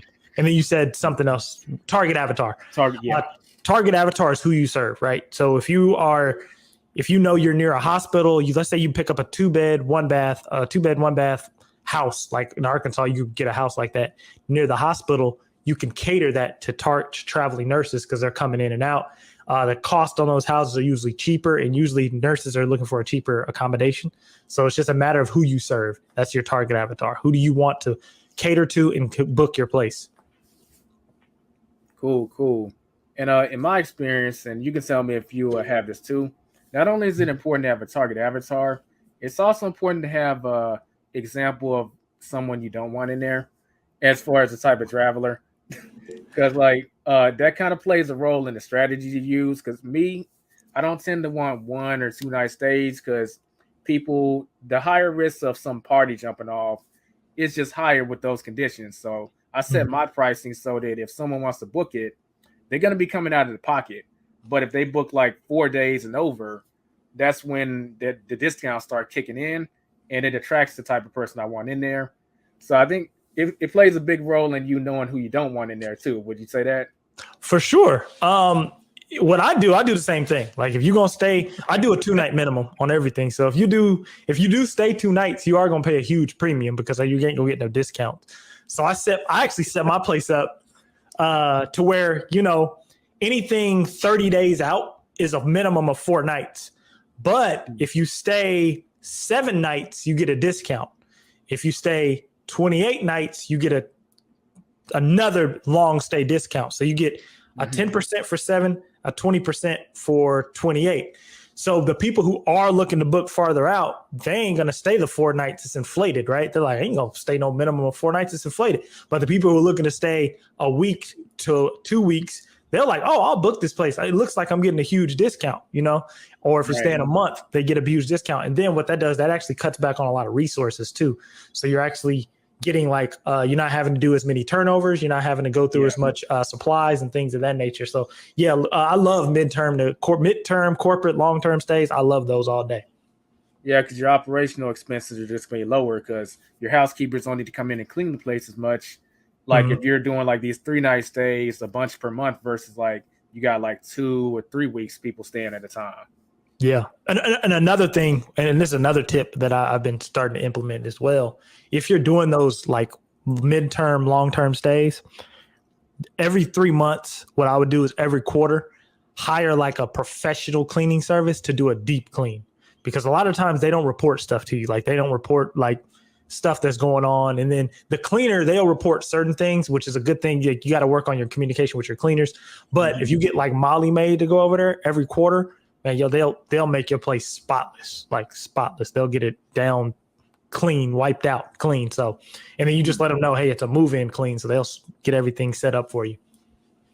I'm going to have to follow that advice because I do have someone staying in one of my apartments, and he's working on his his MBA for the summer, and he's gonna be getting out in mid-August, but he's been there for a little over 3 months. So that would be the perfect situation to do that. What you do is go ahead and block your calendar now. Call Molly Maid, let your regular cleaner do her regular clean, and then let the Molly Maid crew come in the next day and go clean it, do the deep clean. Because they're going to get baseboards. They're going to get everything, the cabinets. They're going to wipe everything down, clean up your vents, all that dust, ceiling fans. And, you can get your regular cleaner to do that if that's what they do. But Molly Maid and other little, like professional cleaning services, man, they tackle it.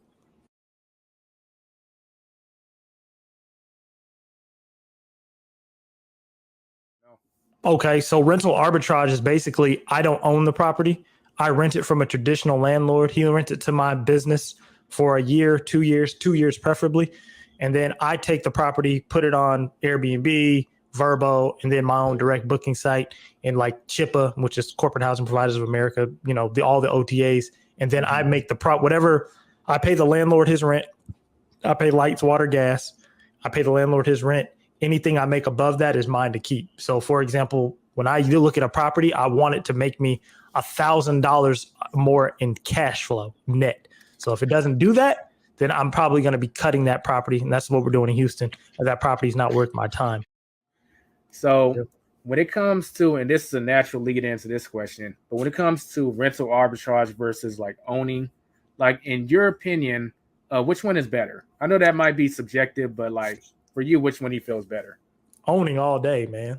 This is how I mean, you're that doing ain't the even a asset, question. right? Like when, and I'm gonna go deep in this. Like when I hear people arguing that, it's like that's the craziest thing to argue. That's like, would you rather sign to a record label or have your own?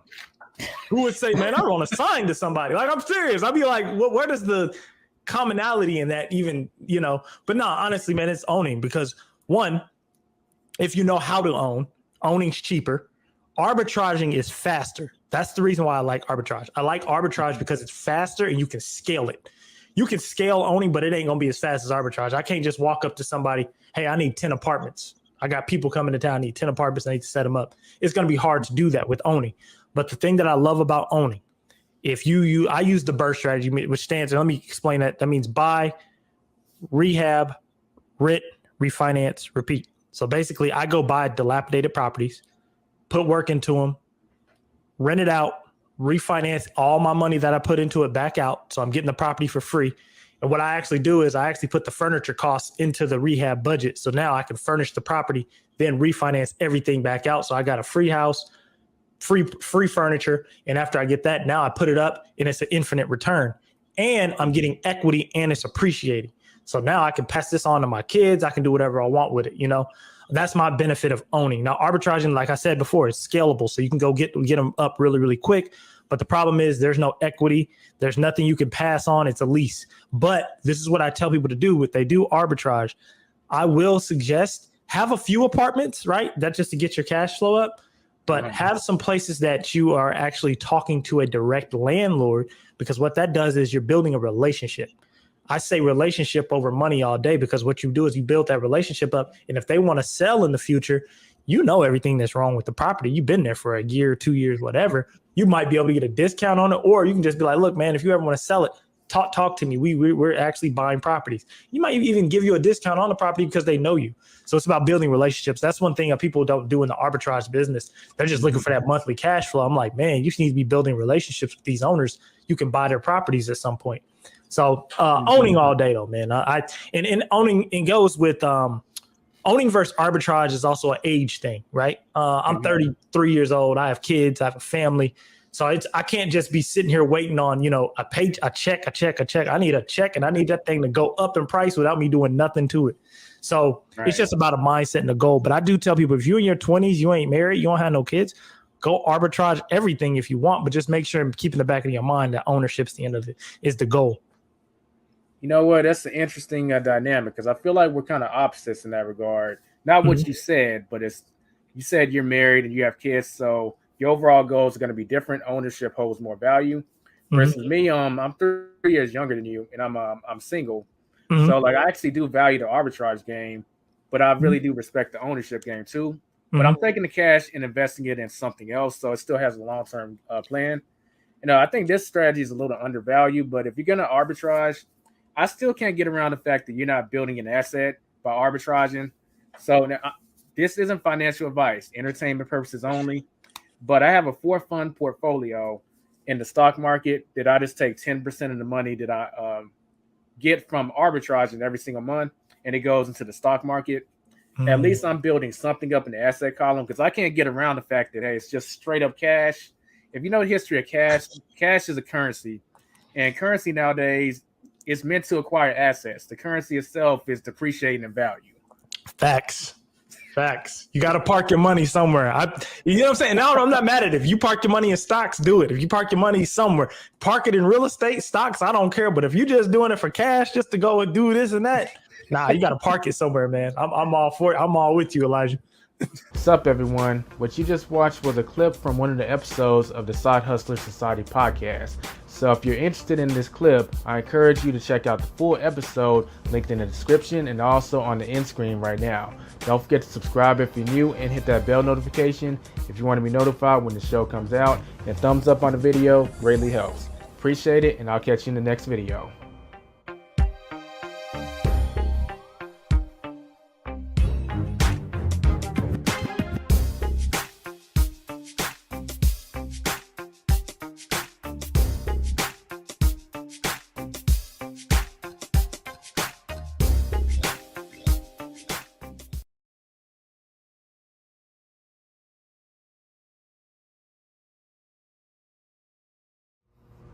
When it comes to being an Airbnb host, you may be curious as far as how is cleaning handled if you just have 1, 2, maybe 3 units. Should you hire a cleaning service? Should you hire your own contractors or employees? Or should you do it yourself? Well, we're going to assume for the sake of this video that you have chosen to do it yourself. In that case, I have 8 tips for you that will help you in making sure that your place is clean in between bookings so that your guests will be appreciative and you won't get any bad reviews just strictly based on cleaning. So let's get into it. Hello everyone. In this video in particular, we're going to be talking about Airbnb, being a host, and 8 tips when it comes to cleaning that will help you not forget things and give a good cleaning experience for your guests. For those of y'all that need a little history as far as me and my connection with Airbnb, I've used it sparingly as a customer, and towards the end of last year, I decided to hop in the game as an Airbnb host by using a method called rental arbitrage.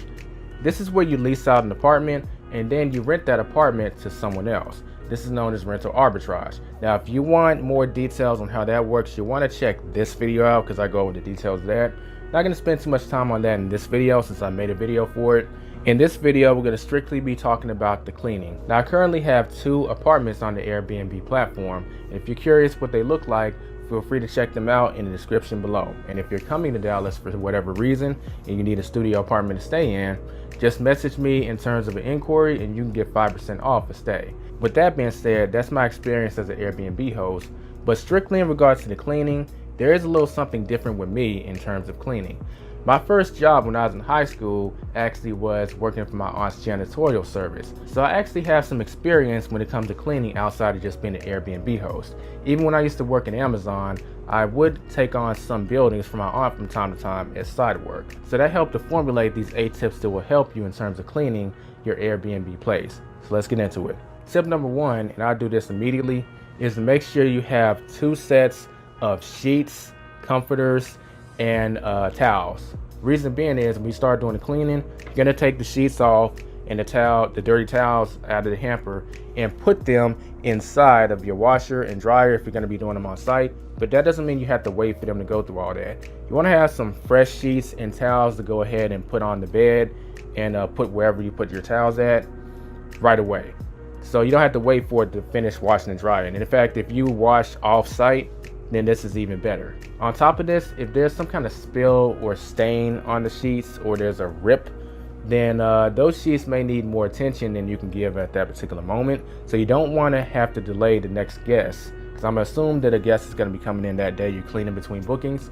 You want to have those extra sheets and towels there just so if you need to do something more to those sheets for whatever reason, like they need to be replaced because there's a tear, then you'll have some fresh sheets to go ahead and put on there so the next guest isn't delayed, and then you might have to potentially get refunds.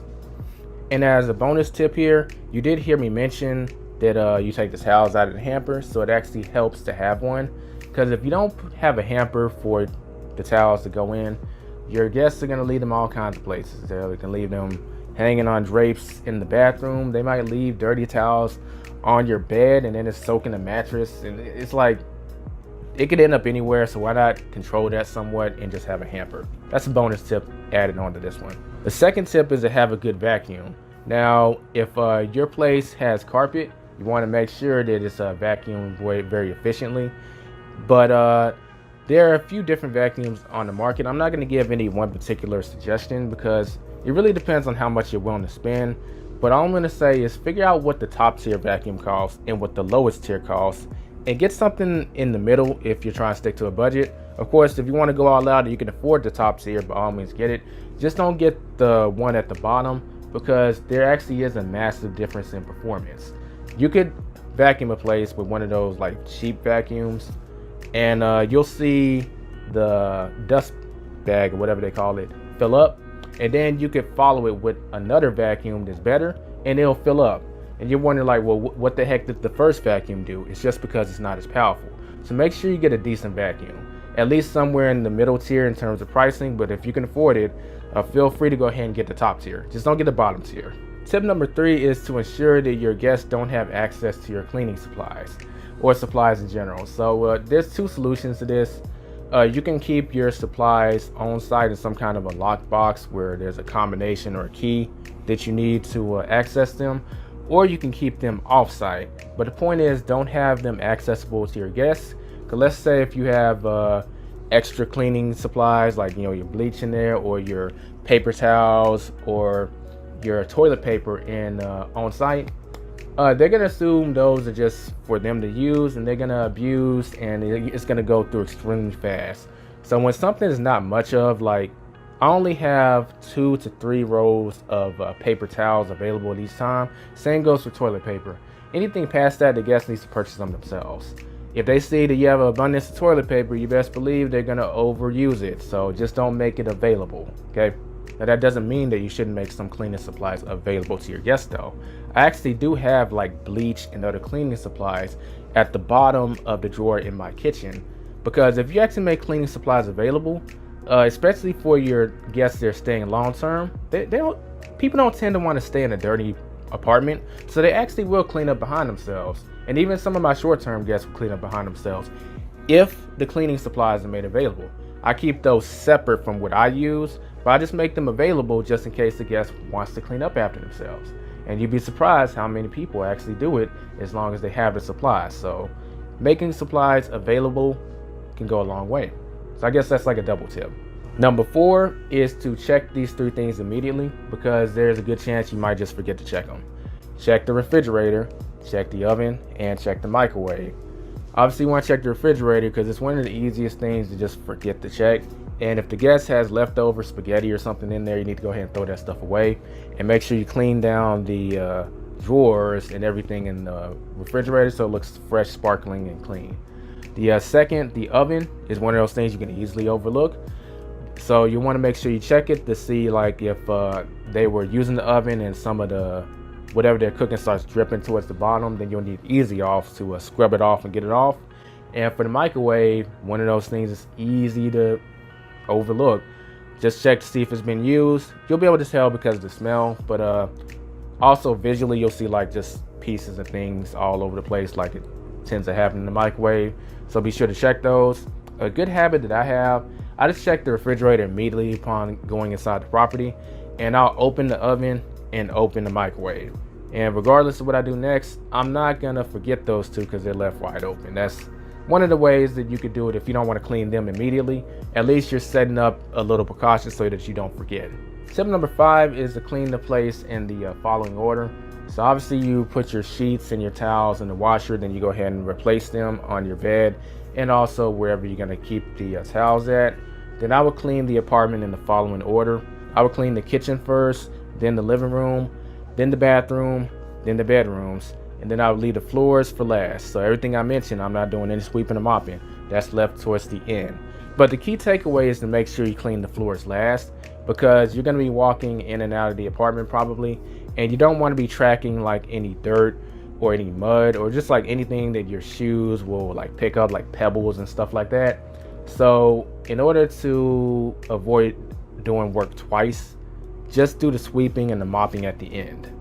Tip number 6 is to check your dryer sheets and make sure that the lint hasn't filled in the dryer. This is one of the things that's easy to overlook, and I always check it after. That's part of the reason I recommend doing your towels and your sheets first as far as washing and drying. Obviously when it's finished washing, you need to throw them in the dryer. I forgot to mention that. But once that's finished, make sure you check the lint holder and empty any lint, because guests tend to they're not going to know how to check it because they may not be familiar with that type of dryer, and they're probably not going to. So that means they may start drying and you run the risk of like a fire hazard because something could start smoking. We don't want that. So just make sure that it's emptied for every guest so that there's nothing in there. Tip number 7, and this is something a lot of people aren't going to think about. When it comes to cleaning the bathroom, you want to clean the bathroom walls that are immediately surrounded around the toilet. Now, what I mean by that is, as men, we don't sit on toilets when we do number 1. So there may be a tendency for stuff to splash. And the splashing isn't limited to just touching the toilet. Sometimes that splash will go on the immediate walls next to the toilet, and you don't want a guest to see that, because if the next guest sees that, they're going to be grossed out and you are not going to be a 5-star host. So make sure you clean those every single time, because it's probably something that will happen frequently, because us as men, we don't sit down on toilets for number 1. And it's one of those things where there's not really much you can do to control it. It's just going to happen. You just got to make sure that you clean it up. And tip number 8, you want to make sure you have a bed cover for your bed.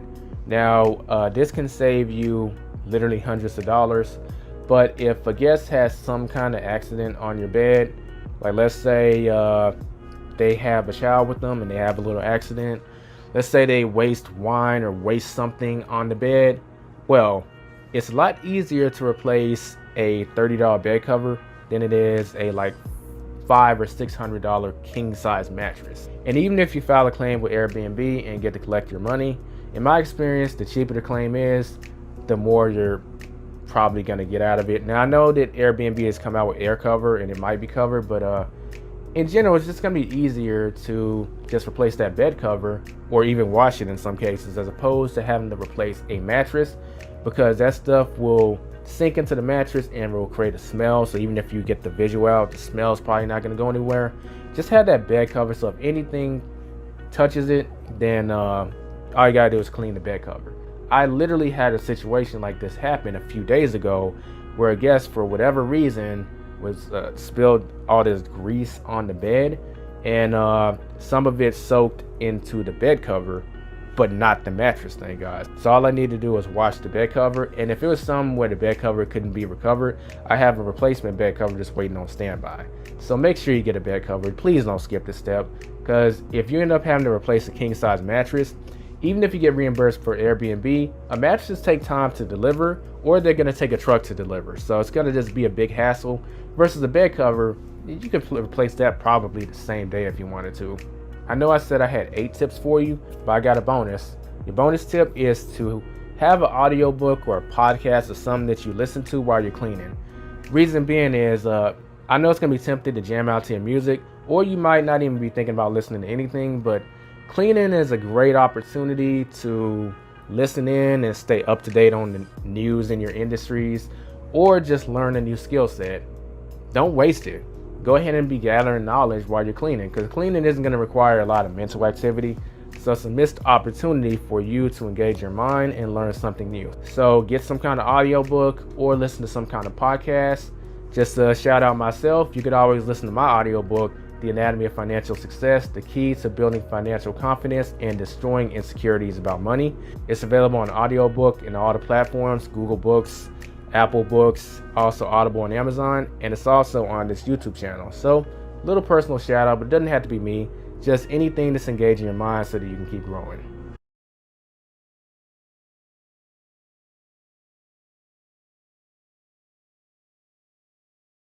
House rules when it comes to being an Airbnb host is something that helps shape your guest experience. And this is going to be the best thing for both you, your guests, and also your neighbors. If you don't have adequate house rules in place, things can get out of hand, which might compromise your relationship with future guests, your relationship with the apartment complex if you're doing rental arbitrage, or your neighbors if you're renting out a house.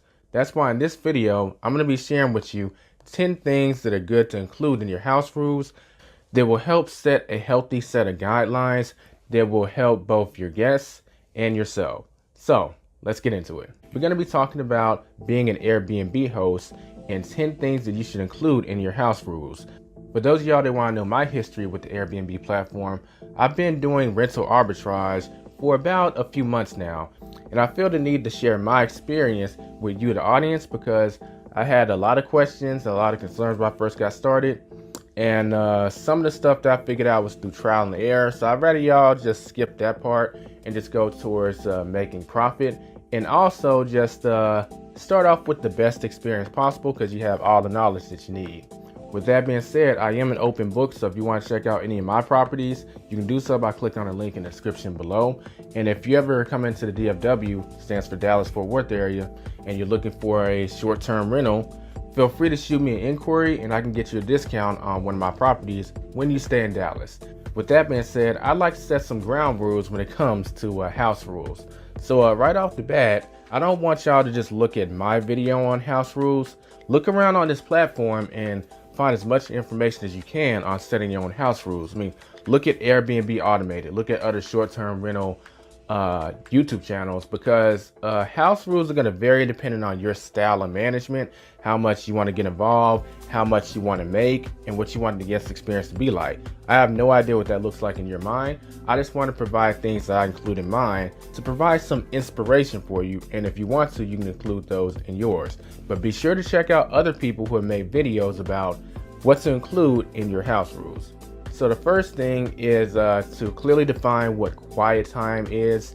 And for those of y'all that don't know what quiet time is basically the hours that you're letting your guests know that it's unacceptable to make a certain amount of noise, be noisy. This is more so to save your relationship with your apartment complex if you're doing rental arbitrage. And if y'all don't know what that is, check this video out. I go into details on what that is and how I got started with Airbnb. But it's also to save your relationship with your neighbors, because if they start complaining, if you're in a house, that could become a problem for the neighborhood, and you don't want that. And if you're in an apartment, it could compromise your lease, because if people are complaining next door, they might not renew your lease.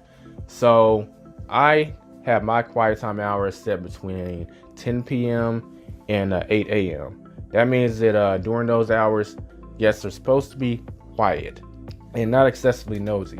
And I have in my house rules that if I get a complaint about noise, there's going to be a fee attached to it. And if I get a complaint again, you're basically, that's grounds for immediate removal of the property without refund. I take quiet time hours very seriously, as should you, because if someone is getting rowdy in your place, it could compromise your renewing of your lease, or even get you vacated if it's serious enough. So make sure you clearly define quiet time hours.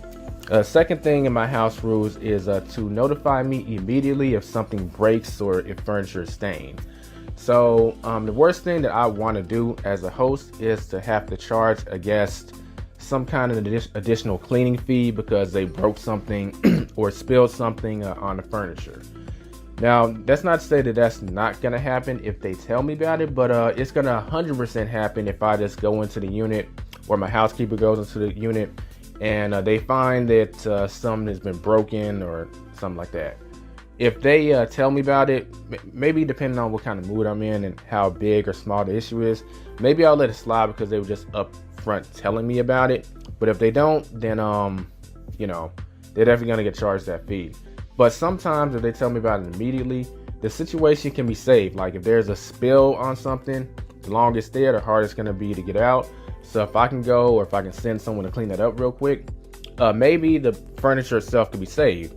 But if it can't, that's when a fee is going to be associated with it. So just tell me when something goes wrong, and we'll just evaluate the situation from there. So that's a good thing to include in your house rules. Tip number 3, or the third thing you should include, is no smoking. Even if you're a smoker, you don't want your unit smelling like smoke, because most guests and most people in general just aren't going to like the smell. And that smell could be a pain in the butt to actually get rid of if someone does smoke in your unit. You may have to rent an ozone machine, and if it's more serious, you may have to hire a third-party company to detail and clean the walls off, which is pretty expensive. So I recommend that you include no smoking in your house rules, and I do also recommend that you have some kind of fee associated with if they break that rule, because just putting no smoking might not be good enough. You need to have some kind of fee to incentivize people not to do it. And God forbid if it does happen, you can show Airbnb that it was in their house rules, and that will assist in you recouping money from that customer. The fourth thing that you want to include in your house rules is permission to enter. And what that translates to is, let's say there's something wrong with the property that isn't up to your levels of satisfaction. If you tell me that, then you're basically giving me authorization to come in and fix the problem. And I word it specifically like this in my house rules. I'll put a screenshot on the video so you can exactly see my wording, but I'm paraphrasing here. I say, by letting me know that if something isn't up to your standards with the property, you're authorizing me, a member of my team, or the maintenance staff of the apartment complex to come in and fix the problem. So why do I word it like that? You don't want to just authorize yourself to go in there, because as you grow, you might start building a team. And if you've only said you can go in there and you send your team member in there, that could be a problem. And you also want to include your maintenance staff. And this could take a few different forms. If you're with an apartment complex, they have their own maintenance staff most likely, and you need to let them know that they can go in and fix the problem. And if you don't, well, you may have your own contractors that you hire for third-party issues, like let's say the washer is broke or whatever, and you get it replaced. They may be the ones that actually go in there and install it. So you need to make it known that your maintenance staff or maintenance staff can access the property upon a problem too. This needs to be clearly defined in your house rules. Number 5, and this is a no-brainer, but no parties. Unless your unit is, unless your house, because that's the only situation I can really see this applying to, but unless your house is set up to specifically deal with parties and that's the demographic you're catering to, that's one thing. But for most people, parties are just not acceptable. The chances of your place getting destroyed are extremely high, and you need to have it in your house rules that that's just not allowed. Now, if you want to go that party city route, we want to help people host events and stuff, that's another thing, but make sure that unit is specifically set up for that, and do some research on how to set things up and all that. I can help you with that. I'm just letting you know, in your house rules, just put no parties. Number 6 is to make sure you put in the house rules to lock the door at checkout. You'd be surprised that a lot of people, it doesn't click to do this, but they don't lock the door at checkout. And the last thing you want is for your door to be open, wide open, or even just unlocked, because someone could just go in there and steal something. We don't want that, so make sure you have this in your house rules. In fact, I have a standard message I send the day before checkout, and part of that, like, hey, thanks for booking with me, it's kind of like a checklist of things that they should do when they're checking out the next day. And one of those things is make sure you lock the door. So be sure to include this in your house rules, because if you don't, you may regret it. Number 7 is to not include any third-party bookings. So that means that whoever is booking needs to be the one at the property. It's not like a situation where like the guest books, but someone else is going to stay, because that could be a means that the guest who's staying there is bypassing the whole screening process by Airbnb. Let's say their guest that was kicked off the Airbnb platform because they threw a party or something, and now they're relying on their cousin's account to be able to do it or something. That could be a scenario. And another reason is it just makes things just more sloppy in general, and the risks are just higher of like something going wrong if you do this. Like scenarios where something would go wrong and the guest is staying there and they're on the property, that's just standard protocol. You can go ahead and enact whatever the next part in your protocols is. With someone else staying there, it's going to be an obstruction of doing that. So just don't allow any third-party bookings. Whoever's name is on the reservation is a person who needs to be staying there, or at least they need to be one of the guests staying there. And speaking of number of guests, that leads us to number 8, which is the number of guests should not exceed the number on the booking. So if your unit holds 3 guests, for instance, there should be a maximum of 3 guests that were booked. In fact, you know what? Let's take that back. Let's just say that there's just one person that booked and it says 1 guest. They shouldn't be bringing a friend or someone to stay there too. If they do, they need to submit an alteration request to increase the number of guests there. This is for liability reasons, so if something happens, you can hold the person there on the booking accountable. And you should also make it known that if they are going to have visitors, that they need to run it by you first. Now, a visitor is someone that may come by and visit, but they're not actually going to sleep over. There's a big difference. But you need to make it known that the number of guests that are on the booking needs to be the number of people that are staying there. just plain and simple. The ninth thing that's good to include is take off your shoes at the door and don't walk around the property with shoes on. Now, this is one of those things where it's not really readily enforceable unless you have cameras in your place, which I don't recommend because then you have to disclose it, and it may deter bookings. But that's another topic altogether. This is something that you don't really have any way of seeing if they're doing it or not, but a lot of people read it.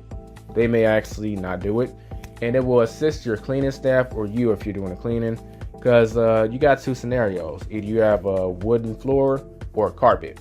If you have a wooden floor, then this is gonna avoid them tracking like mud throughout your place, and maybe pebbles get stuck inside your shoe that it may scrape up the floors. It can just avoid all that if there's take the shoes off at the door. If you have carpet, it'll just make cleaning that carpet a lot easier, and it will just increase the lifetime value of that carpet. I mean, eventually carpet will need to be replaced, but who wants to do that sooner than later? So this is a simple rule that would save you a lot of time on the cleanup and also increase the longevity of the floors in your property. And the 10th and final thing that I think you should include is define early and late checkout fees. Now, first you need to decide if you want to charge them or not. I personally do. If you want to know more details on that, check out this video where I talk about how to do late checkout. And I kind of go into details on why I charge a late checkout fee and how that works. But assuming that you do, it needs to be in your house rules. And if you do this, I suggest you do it in the following manner. You should mention that there's going to be a fee, but don't say what it is. Because at some point you may decide to change the fee. And the fee could also vary depending on the place. Like if your place is bigger, it's going to take longer to clean. So maybe that fee would be bigger than, let's say, cleaning a studio apartment. So I don't necessarily like to put the fee amount. I just let them know the amount upon them requesting. And I always say a screenshot's on the screen so you can see it. But I say it's subject to approval. So like if you want to get early or late checkout, letting me know ahead of time increases the chances of that approval, but it's not guaranteed. So those are some things to include when it comes to early and late checkout. I know I said I had 10 tips for y'all, but I just thought of one right off the cuff, so this is a bonus tip. But you need to have fees in place in your house rules for when someone has not vacated the property upon checkout. So I give people a 20-minute grace period in case they're running behind. That's when the housekeeper is going to go in there and start cleaning. If they're still there, then that's when I start the process of letting them know that, hey, we really need to get in there and clean the property. You need to get out. And once the hour is passed from the actual checkout time, which in my case is 11 a.m., that's when a $50 fee is incurred, and every hour that you stay in the property past that is an additional $50, and it's in my house rules. So if you want that to be enforceable and you want to get that from the customer at some point later, you want to put it in your house rules, because when you start a resolution with Airbnb, it needs to be clearly stated in your house rules. Otherwise, they're not going to do anything for you. Another benefit to having this in your house rules is it will just incentivize people to stay on schedule. I mean, generally speaking, I've only had one situation where a guest was not checked out on time and they ended up checking out an hour and some change later. And of course, did the resolution on that, and that was the whole thing. But I think part of the reason I've only dealt with that one time is because it's in my house rules. People probably read it and realized, oh, that's not going to be, and they got out on time. In fact, a lot of people actually check out a little early. They're usually out by like 11 or 10:30. So just having it in your house rules will just help your operations go smoother. And if your operations are interfered with by a late checkout, you can either recoup some of that money that may be lost by inconveniencing another guest, since your cleaning crew may not be able to finish in time. You might have to tell them to wait. Or even if you do manage to finish cleaning in time and it doesn't disrupt your schedule for the day, they still inconvenienced you. There should be a fee attached to that. What that is up to you, but I would clearly put it in the house rules.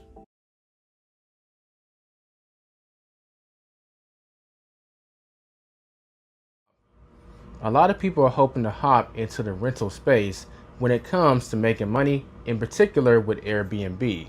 But many people are hopping in there without any previous real estate knowledge, interior designing, or really just knowledge on how to be successful in this business. They just see someone making a buttload of money online, and then they want to hop in there and cut them a nice slice of their market share. Well, that in itself, there's nothing wrong with it. If you don't take precaution, you're going to make a number of mistakes that end up costing you money or costing you time, or sadly, maybe even costing you a combination of both. That's why in this video, I'm going to be sharing with you 10 mistakes that new Airbnb hosts tend to make. And when I say Airbnb, I'm just using that as a conduit for short-term rentals, midterm rentals, and long-term rentals in general. So the same really applies for if you're on VRBO, Booking.com, or even taking direct bookings. So with that being said, let's hop into the content of the video. I started making videos on this channel about being an Airbnb host so that people can learn from my experiences and learn from my mistakes. And since mistakes is what we're talking about in this video, let's hop into it with the first mistake that a lot of people make is no negotiation when they go out to get a property that they want to use for Airbnb. Now this is gonna more or less apply to those doing rental arbitrage. If you don't know what that is, you want to check this video out where I talk about 10 steps on how to get that started.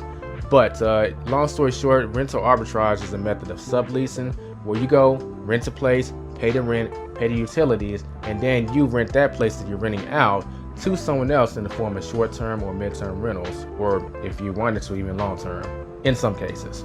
With that being the case, a lot of people are so hungry to just enter the space that they'll just jump at whatever opportunity is given to them, even if it might not be a fair opportunity, and there may be another opportunity for you to save more money.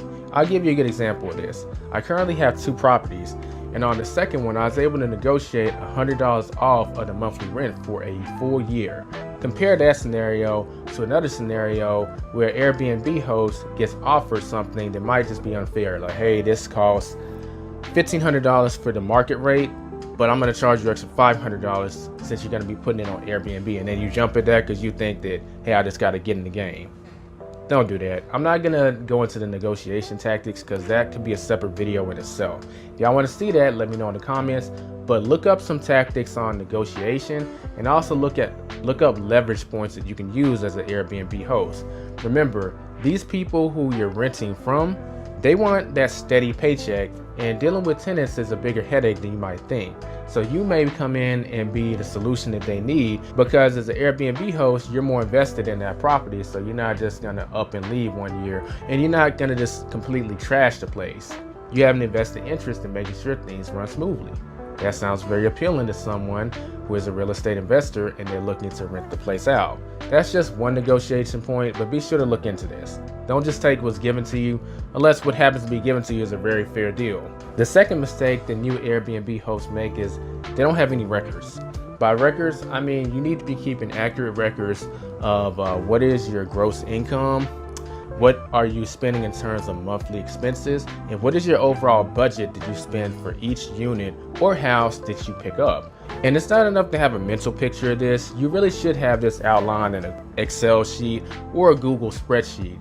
And you need to see exactly what are your net earnings per property as well as your combined net earnings. The way this can be managed is for every property, that's a new spreadsheet. So property 1 has its own spreadsheet. Property 2 has its own spreadsheet. And you need to have a spreadsheet that has all your properties on it and net earnings. This way you can track the performance of each property, see which one is the most profitable, which one is the least profitable. Then you can start to determine exactly why that is. Why is this unit working so well? Why is this unit pulling in less money? You can analyze the factors to see exactly why, and maybe duplicate more of what's working and do a few things different to increase the profits on the lower property ones. This is necessary if you want to get the full picture of what's going on in your Airbnb business. Most people don't think of it this way. They just hop in the game with no kind of idea how they're going to keep records, and they end up wasting a lot of money that they don't even realize they're doing, and they don't really even know that this property may not be doing so well, but this property is so profitable, they're kind of balancing out, when there's probably some things you can do to this one to really amp it up so you can be making more money. So you want to have a note of keeping those records. And in case you're wondering, Airbnb is not going to do this for you. They're just going to provide you with your gross earnings. The third mistake that a lot of people make is I like to call just having a basic place. Now, back in the day, from what I've heard, you could actually just put a property on Airbnb and just have some furniture there at random, and it would get booked like crazy because the concept was still new. Well, we're in 2022, going on 2023, and that's just sadly not the case. You got to have some basic knowledge of interior design if you want to hop in this space and be successful. Now, keep in mind, this is something that can be outsourced. You don't have to do it if you don't want to. You can hire an interior designer to do this for you. And the good thing about having an interior designer is this is something that really just needs to be done once per property. Once it's set, then you're pretty much good to go. But if you want to do it yourself, be sure to take some interior designing courses or do some research on it. There's actually a pretty decent one on Skillshare that I recommend. There's a link that I will leave in the description for y'all. But regardless, just make sure you have that skill set in your inventory, whether you're gonna outsource it or do it yourself. Fourth mistake that a lot of people make is cleaning their properties themselves if they don't have any prior experience. Now, there's nothing wrong in concept with cleaning yourself. You might want to save on expenses, or there's a variety of reasons why you might want to do it yourself. But if you don't have experience cleaning properties, do some research on how you clean residential properties.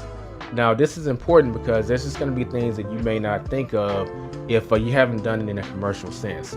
You want to check this video out when I go into details on like 8 tips on increasing the turnover time and also just being a better cleaner, because I have experience in the janitorial industry. I was a janitor when I was in high school, and even when I used to work for Amazon as an adult, my aunt still had her janitorial business, and from time to time I would get contracts from her in terms of cleaning in her business. So I had experience cleaning. It was nothing new for me. If you don't have any type of experience cleaning professionally, I recommend you treat it like any other subject and do some research. Just don't think, oh, well, I clean my house, so I'm all of a sudden equipped to clean professionally. Don't skip the steps, still do the research. The fifth mistake that a lot of people make is no launch plan. So they just get the property and then they throw it on the Airbnb and then just hope for the best. You do that and you're going to be at the mercy of the Airbnb algorithm. Now, the good news is the algorithm will give you a boost since you're a new property for about a month. But with that being said, why rely just on the algorithm? You need to have some kind of launch plan. What's going to be the price point that you're going to enter the market in to ensure that you start getting bookings and get reviews, which in turn will create a snowball effect where you'll keep getting bookings, etc. Are you going to share it on social media? How are you going to get the word out that you're an Airbnb host now and let people know about it? Have a launch plan. Don't just throw it out there and hope for the best, because you might be missing out on potential money if you just have a launch plan, and this launch plan can be duplicated each time you get a new property. This is a natural progression into the next mistake number 6 that new hosts make, and that's charging too little. Now, when you first get started, you want to enter the market, so you're not going to want to overcharge, but you definitely don't want to undercharge either, because one thing is you'll shoot yourself in the foot, and the second thing is you're making it worse for all Airbnb hosts every time you charge like way below the market, because you're training guests to look for these low prices when they shouldn't be. And the third one is you run the risk of getting a bad guest that isn't going to treat your property with the certain amount of respect that it deserves. I think that's the biggest con in my opinion. So just do some research on this. This can be done by surfing the Airbnb app or website as a customer and look at the decent properties and how much they're charging. And once you see how much they're charging, you could probably do the math to see how much they might be netting. And from there, maybe you enter the market at 10% less. You start getting bookings, and once you get like maybe around 5 reviews, you will increase your rate to around the market price. But one thing you don't want to do, if you're doing rental arbitrage, don't just charge like how much your expenses are and say, oh, I'm just going to build up my reviews by charging how much my expenses are. So it's here for $50 a night, and once I start getting some steam, then I'll raise prices. You run the risk of someone coming in and trashing your place, and then you're gonna have to worry about repairs and stuff. Bad guests come when the prices are too low, so don't do that. Just do a little research on this, all right? And speaking of what type of guest is gonna be in your property, mistake number 7, not having a clear defined customer avatar. So a customer avatar is basically what type of person or people do you want inside your property. How do they think? What are they going to be coming in town for? What are they going to be doing while they're in town? How long will they be staying? These questions form a customer avatar, and this will help to inform your decisions when it comes to certain things involving Airbnb or VRBO or whatever. I'll give you an example. My ideal customer that I want in my properties is that person who's coming into town for a business conference or something to do with business, and they're going to need a place to stay, a studio apartment, for at least 4 days to a few weeks. That's my ideal customer avatar. Now, that doesn't mean I'm gonna not accept anything from anyone else, but my whole theme surrounded around my units are based around that avatar. For instance, I have a work desk with a lamp set up right on top of it and a place where they can plug in their PC or Mac. That's very friendly to someone who's going to be coming in for business and will be using the computer. It also attracts remote workers if you're into that kind of thing. There's a little overlap in my case with that because I don't mind having remote workers. I know some people have issues with them because they're going to be there 24/7. That means increasing utilities, which I don't blame you, but they're part of my customer avatar. But you see, I just put an amenity there specifically to serve a type of customer. You have to know what type of customer you're serving. Are these leisure travelers on vacation? Are they close to what I said? Are you trying to attract travel nurses? Who do you want in your property? From there, you can kind of center the amenities around that so that you can be mainly attracting that type of person to stay in your property. Now, you might be noticing a theme that each mistake kind of branches off into the next one. We're going to continue that theme with the 8th mistake, and I call this mistake not using price manipulation. So you can kind of deter guests that you don't want in there, and you can encourage guests that you want in there to book subtly by using pricing. I didn't mention this in the customer avatar, but it also helps to know exactly who you don't want in there. Like an example in your head of like, hey, I don't want this person in there, because that's a bonus. It's not mandatory, but it is a bonus. But it will help you with this section, because I in particular don't want people staying for one night just having thrills so they can do the indoor Olympics or something, or they can just throw a quick party in there and trash the place. Like, there's a huge risk of stuff like that happening if you allow one night stays, which technically I don't disallow them because they can book a one night stay. I just have the price insanely high. If you want to book a one night stay in one of my units, it's going to be at least $200. That's not included in the cleaning fee. That's set up on purpose because I want you to see that price and click off immediately, because ultimately I don't want someone staying there for one day. On the flip side, I actually like people who stay weekly. So I have discounts set for someone stays weekly. If someone stays for like 5 days, if someone stays like bi-weekly, they're rewarded for staying that long. So that's very attractive to the type of person I want in there. See how it circles back to my customer avatar? But I'm using price manipulation to do that. So instead of just saying like, hey, this is a 3-night minimum, if you do that, you're not going to get as much search traffic as you need. I just say, hey, my discounts start at a 4-night. This is where you start getting this discount, 5-night discount, etc. And you're more than welcome. Maybe not welcome, but you can book 1 night, 2 night, 3 night, but you're going to pay. So that deters the guests that I don't want to stay there, and it attracts the guests that I want to stay there. So start thinking about it like I just thought, and set up your prices and discount with that in mind. The 9th mistake that new hosts make is, and this one baffles me, is they don't have any experience as a customer. Now, this isn't as common as, let's say, Uber or Lyft or Uber Eats or something, where people just hop in and become a driver, but they haven't tried the service, which is ridiculous in my opinion. More people actually have done Airbnb as a customer before they become a host in this industry. But with that being said, there's still some people that haven't. You need to experience this from a customer's perspective so you can see it through their eyes.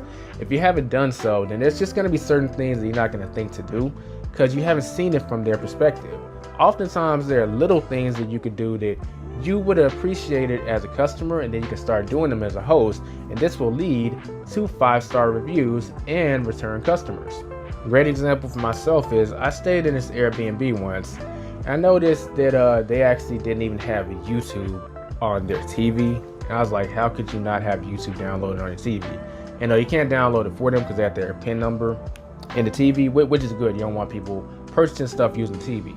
But I just found it weird. How could they not have YouTube on there?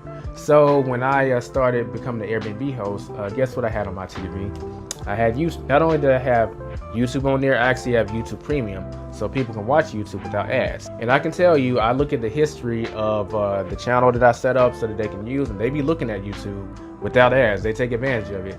Now, of course, that is a plugin because a lot of them see this friendly face of their host and they start looking at these videos. So it's a little bit of a setup and plug in there. But the point is, all that was inspired because I was an Airbnb customer and I saw I was lacking in the place that I stayed. But the moral of that story is to try Airbnb out as a customer. The 10th and final mistake that people make as an Airbnb host is they don't have an expansion plan.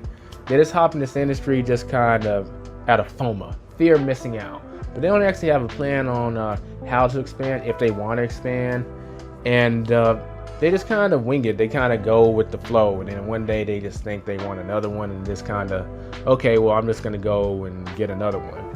Have an expansion plan. So from the moment that I decided I wanted to enter this space, I had an expansion plan on like how I'm going to duplicate the process I did with the first unit and make it faster and better. I also have a plan where once I reach a certain amount of units, I'm going to be cool with that particular strategy, and it's all about maintaining.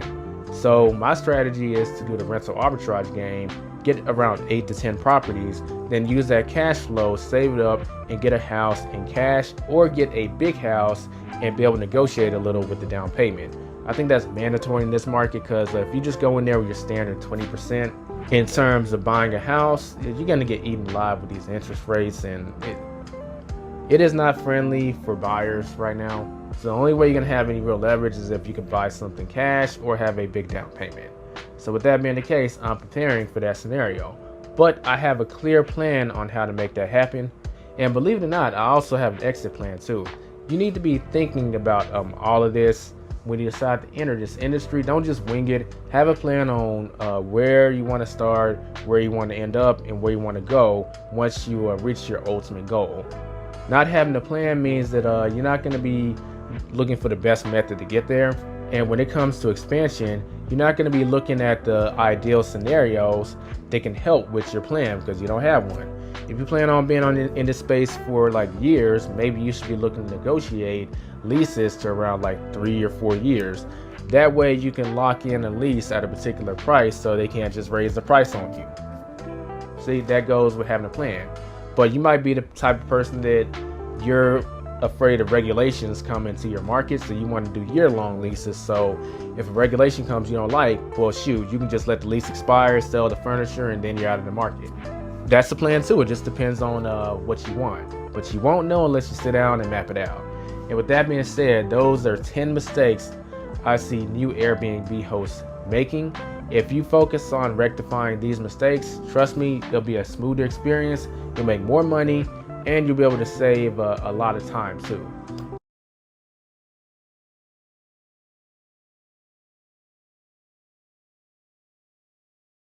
So if you want a little twist and irony, I'm actually in an Airbnb right now, and this isn't my own. I'm taking a little mini vacation, and someone that's staying in one of my Airbnbs just requested, can they check out late? And I just thought this would be a great video to make because I've looked around and I haven't found any videos that discuss late checkout or early check-in and actually tell you how to handle it and give you the steps on how to do it. So that's what inspired this video. How do you charge for a late checkout or early check-in if a customer asks you if you provide that service? Now, first off, it's up to you if you want to do it or not. By no means are you obligated to accommodate an early check-in or a late checkout. And let's break that down for those of y'all that don't know what I'm talking about. Let's say you have a check-in for 4 o'clock on the day they're supposed to arrive. And they're asking, hey, can I check in at 2 o'clock? That's known as an early check-in. On the same side, let's say you have a checkout scheduled at 11 o'clock a.m. on the day that they're supposed to check out. And they request, hey, can I check out at 2 o'clock? That's known as a late checkout.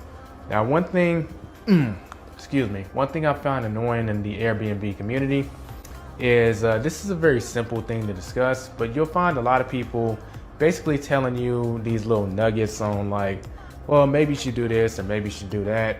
but they won't actually tell you how to do this unless you buy their course. I find that a little annoying because I think it's kind of simple. More power to them if they want to do it, but I think you should just know this for free. So I might be about to piss off a lot of people, but I feel like there should be a video on the internet somewhere that explains how to do this process. So first, step one is to decide if you want to honor it or not. And we're going to assume that you want to accommodate the early check-in or late checkout. And the second is to decide if you want to charge for it or not. Now, obviously, it's up to you. If they're going to be inconveniencing you, making you rush, or your housekeepers rush, which sometimes the housekeeper will charge a rush fee, keep that in mind, because another guest is coming in right behind them, I think it's actually appropriate to charge. How much you charge is really up to you. Me, I charge $15 per hour. So we're going to go under the assumption that you want to charge something. So what do you do from there? It's very important that you communicate with the customer to let them know, hey, these are the conditions of early check-in or late checkout. And you also need to have this in your house rules somewhere. Now, I keep my house rules kind of vague in this section so I can customize them as I want. I basically say that early check-in and late checkout is possible, but it's subject upon approval. If you want that, be sure to let me know ahead of time so you'll have greater chances of approval. And I mentioned specifically that it can happen on a fee basis. So that means that it's going to cost something. But since I worded it that way, it's really up to me what I want to charge. So assuming that you want to go ahead and move forward, make sure you put that in your house rules. And then when they request it in the message thread, you need to let them know, hey, this is a flat rate of $30 or this is $15 per hour. You need to have that in the message thread itself, because let's say if they decide not to pay it, well, then you can tell Airbnb, hey, this is what we agreed to, and then Airbnb is going to charge them for you. So for example's sake, you can see on the screen here that for this particular guest, they were requesting, can they check out late? And I let them know that my housekeeper is going to charge a rush fee, and that rush fee is going to be partially passed down to you. So it's $15 per hour. Now, keep in mind that I am my own housekeeper and I don't like being rushed, so I'm charging myself a rush fee. But he doesn't necessarily have to know that. All joking aside though, whether you have a housekeeper or not, it's still up to you if you want to charge for a late checkout or early check-ins. So I stated it just like that in those terms, and then I specifically asked, do you want me to set that up? As you can see, he put his answer, which the magic word was yes, and then I set it up. Now, how do you actually set this up? There's a tab on the right in the message thread on the computer in Airbnb. And I believe on the mobile phone, if you just keep scrolling down, you'll have the same option, but it has send or request money. You just click on that, you click on request money, and the reason that you're requesting the money for is for services that weren't provided or requested in the reservation. Sometimes it's worded differently based on how Airbnb has updated their application. So just look for some variation of what I'm talking about, even if it does change a little bit. But once you put that in, you put in the amount that you're charging them for, and under details, you want to specifically put this is for late checkout. Put the time that the updated time they're going to be checking out at. Put your hourly rate if you have an hourly rate, or put your flat fee in there, and put that's the reason that you're requesting money. You click on request, and then they've officially been sent the request for the late checkout fee. Now, they have 72 hours to pay it. So that means they may not necessarily pay it before the late checkout actually happens. I still like to request it before, during their actual stay, but I wouldn't expect them to pay it right away. But this next part is pretty important. So they're gonna go ahead and stay their late checkout or check in early, whatever that's gonna be. But if they don't pay it within 72 hours or they reject it, well, you have everything you need to get Airbnb involved. Let them know, hey, they agreed to this in the message thread, and screenshot that message thread, send it to Airbnb when you tell them that this guest basically owes you money, and they're gonna get on the case. And regardless of if the customer has the money or not, you're gonna get paid because this is covered under their insurance policy, if memory serves me correct. And it's also stated in your house rules, and you broke down every step like I said in the message thread. So You have everything you need to go ahead and claim your money even if they don't pay you. So that in a nutshell is how you handle early check-ins and late checkouts that you want to charge money for. If you have any questions or comments, or for you Airbnb hosts out there, have you dealt with this and how do you handle this whole scenario? Let's talk about it in the comments section below. If you're interested in becoming a host and you haven't done so already, you can sign up using the link in the description or in the pinned comment. Full disclosure, that is an affiliate link, so I'll get a little something out of it, but they should have a sign-on bonus for you also. And don't forget to check out my Airbnb Host playlist. Like this video if you like it, don't forget to subscribe if you're new, and hit that bell notification so you can be notified when I come out with another video.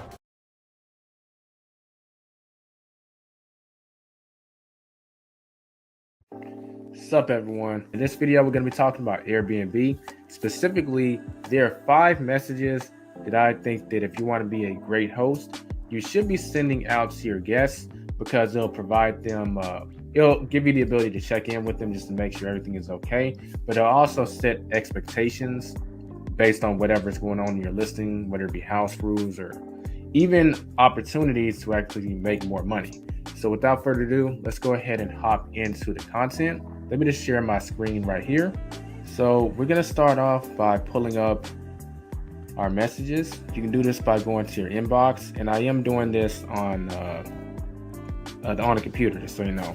There's a way you can do this on the mobile, but if you need to figure out how to access your scheduled messages, you can look up a tutorial on YouTube, or maybe I'll make a video about that later.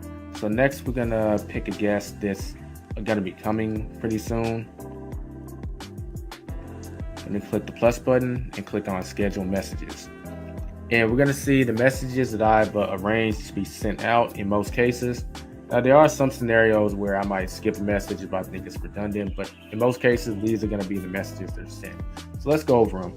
The first message that I send, and these are triggered to send automatically upon a certain time frame going by. So for the sending of house rules, I have it sent 5 minutes after they book, because I do want them to be aware of the situation, because unfortunately a lot of people don't read the house rules before booking. So I like to send them a brief summary of the house rules in terms of like the key points that are probably the most important to them. So let's read. I'm excited you decided to book with me. Thank you. Information concerning your check-in will be sent later today. It's critical. I look forward to being your host. Before your stay begins, it's needed for me to communicate the following in order for me to stay within local occupation laws and to ensure a smooth booking experience for us both. So I'm letting them know that as hosts, we're held to certain standards by a local market, not just Airbnb. As we keep reading, to ensure a smooth booking experience, please review the house rules of the unit concerning no streaming of music, no pets of any kind, and no additional guests or visitors, in order to avoid fees and to ensure a smooth booking experience. And then there's a link to the house rules. And at the end of all these messages, I always put this as an automated message. I'm available for any follow-up questions that you have, just so they do know. So I basically give them the most important bullet points of my house rules, and I let them know that in a nice way, if they aren't followed, fees can be applied. Now, some people might say that's a bit much. Shouldn't you be more like hospitable towards your guests? But the way I frame this message is in a nice way while still letting them know the situation. I've yet to have any pushback from it. I haven't got any bad reviews from this. So if you wanted to, you could omit this, since technically when someone books, they do agree to your house rules. I just add this as an extra reinforcement, because ever since I started doing it, I've had less incidents of guests breaking house rules. So it is what it is with that. Moving on, the next message. I always have this message sent 2 hours after the booking. And this is the basic information that the guest is going to need, just such as the address of the place.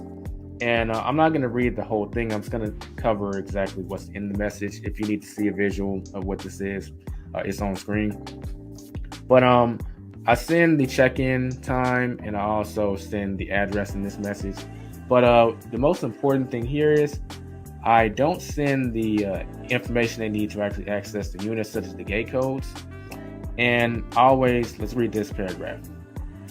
If you would like to check in early, I'm happy to accommodate an early check-in at a fee when possible and based on our cleaning schedules. Please let me know in advance if you would like to schedule an early check-in for higher chances of getting the request approved.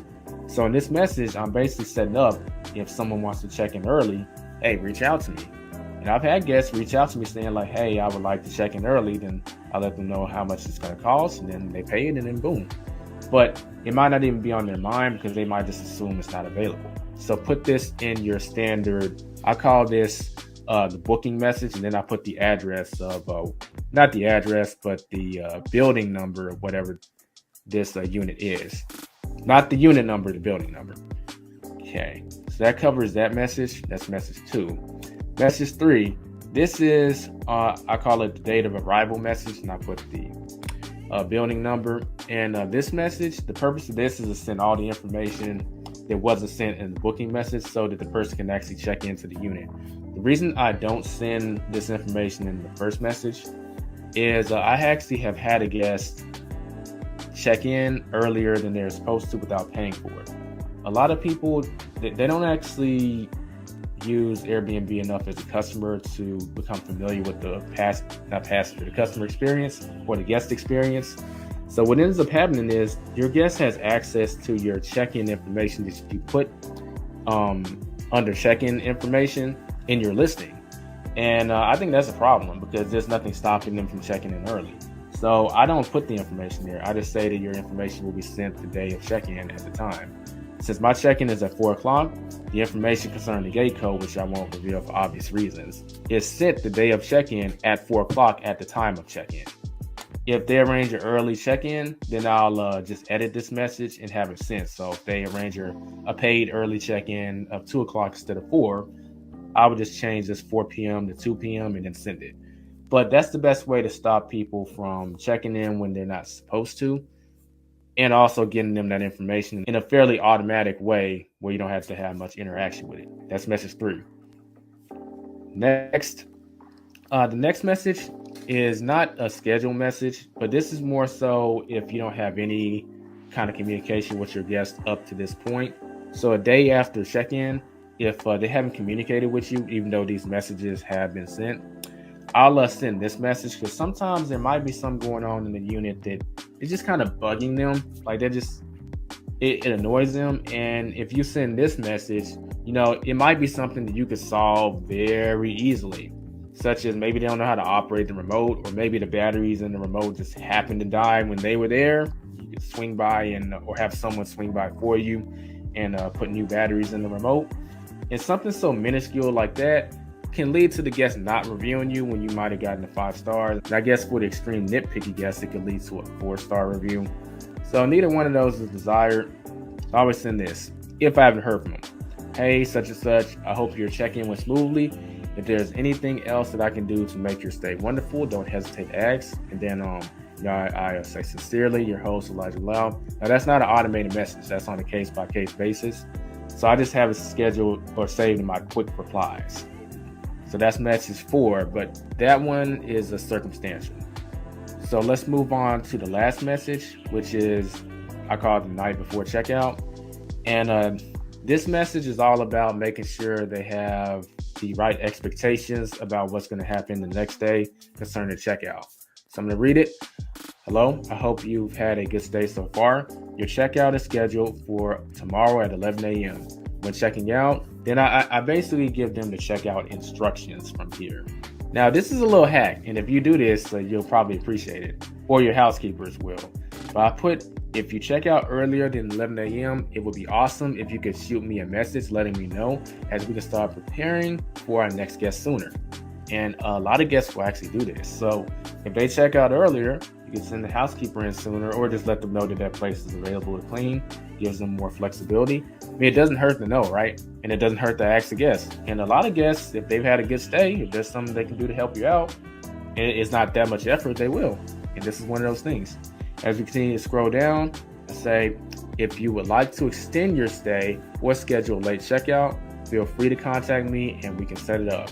So what that last part does is I basically let them know that they can extend their stay should they desire, and if those dates are available, or they can schedule a late checkout. So these are opportunities for me to make more money. See where I'm going with this? So that's the 5th message. And that's always scheduled to be sent out at 10 p.m. the day before checkout. So basically, they'll see this before they go to sleep, or they'll see it first thing in the morning. Prep usually it's before they go to sleep though. I've had people message me asking can they extend their stay like 20 minutes after this is sent. So that's telling me most people are reading this before they go to sleep, which is good.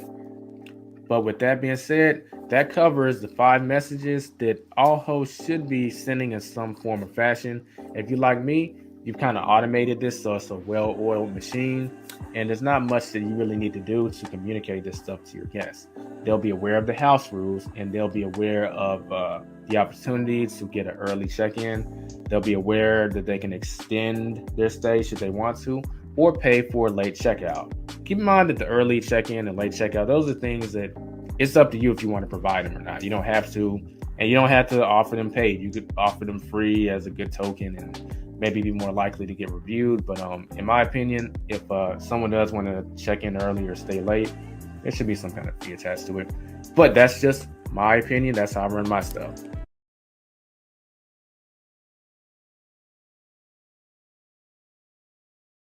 What's up, everyone? We're going to be covering Airbnb here and some good messages that are good to have in your inventory to save as quick replies.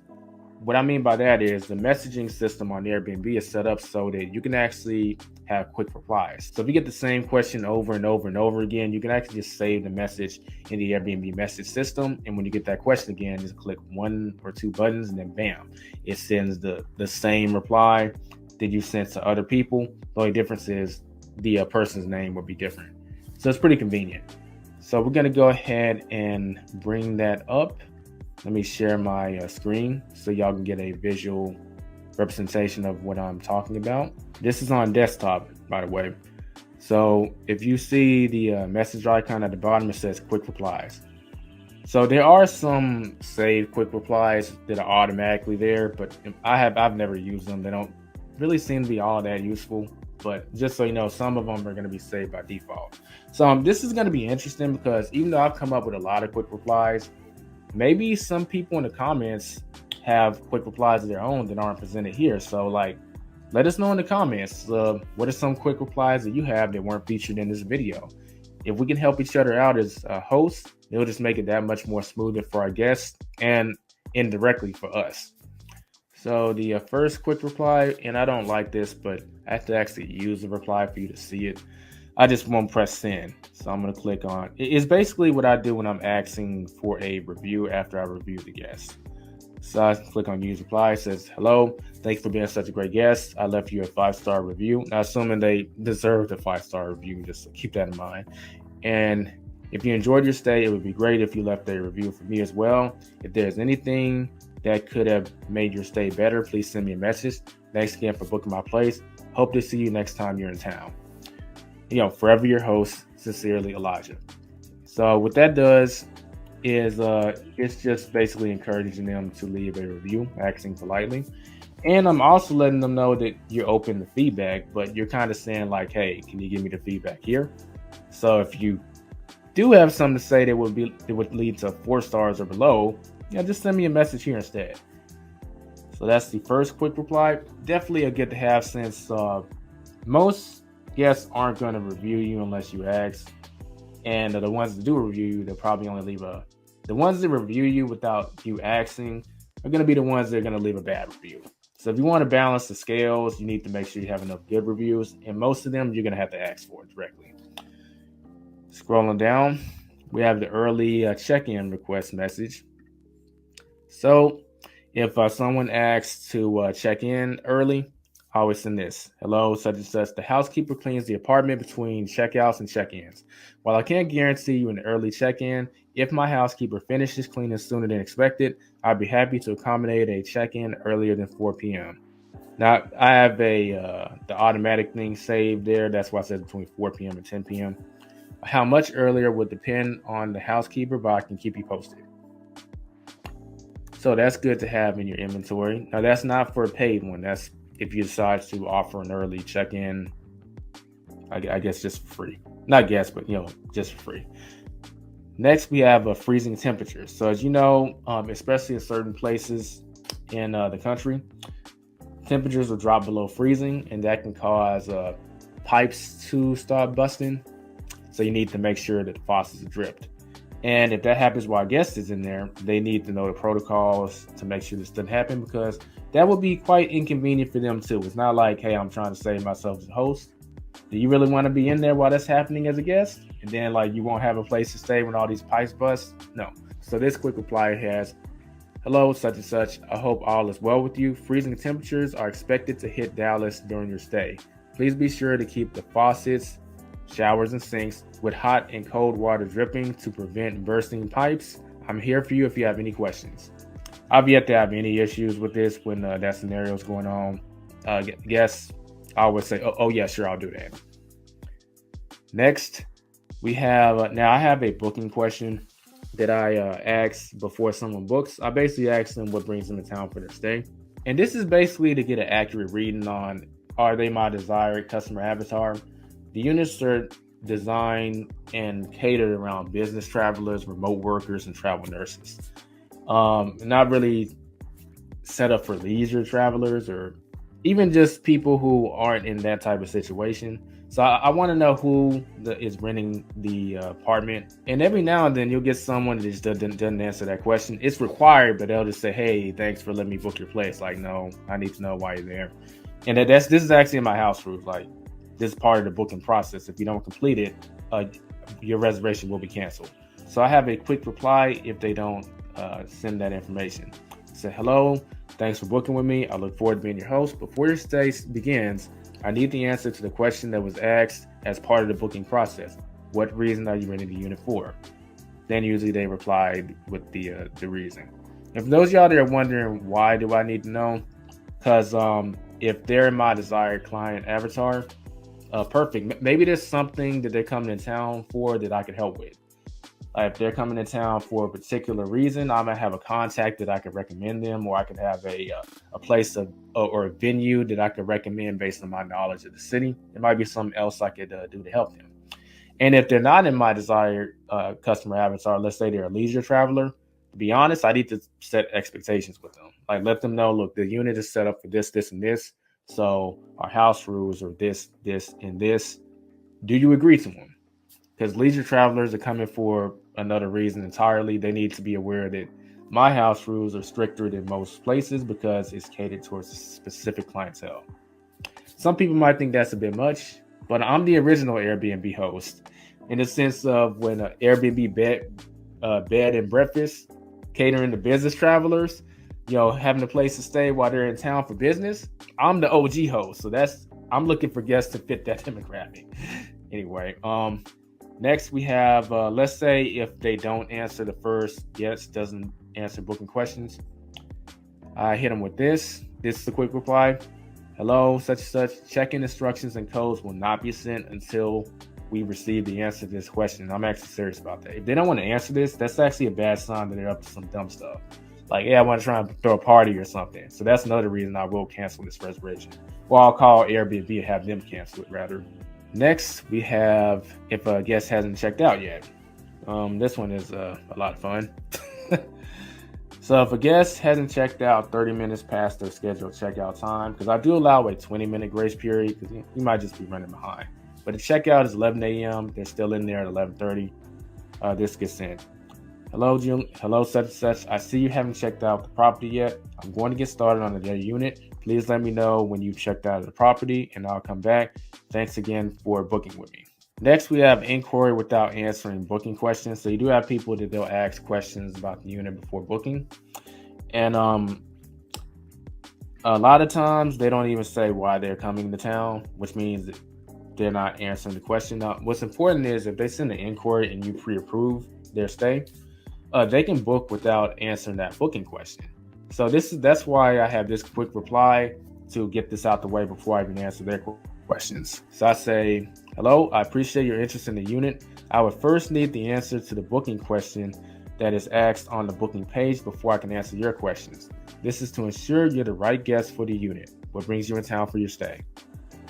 Now, what this does is it does set the scenario up to where like they're asking questions to see if my unit is right for them. But I'm also letting them know that, hey, I need to make sure you're the right guest for the unit too. So it is kind of a level set in a way. But regardless if you're going to use it or not, it's good to have. Next, We got neighborhood. That's another automatic one. The no check-in, the no contact check-in. I covered this in my scheduled messages video.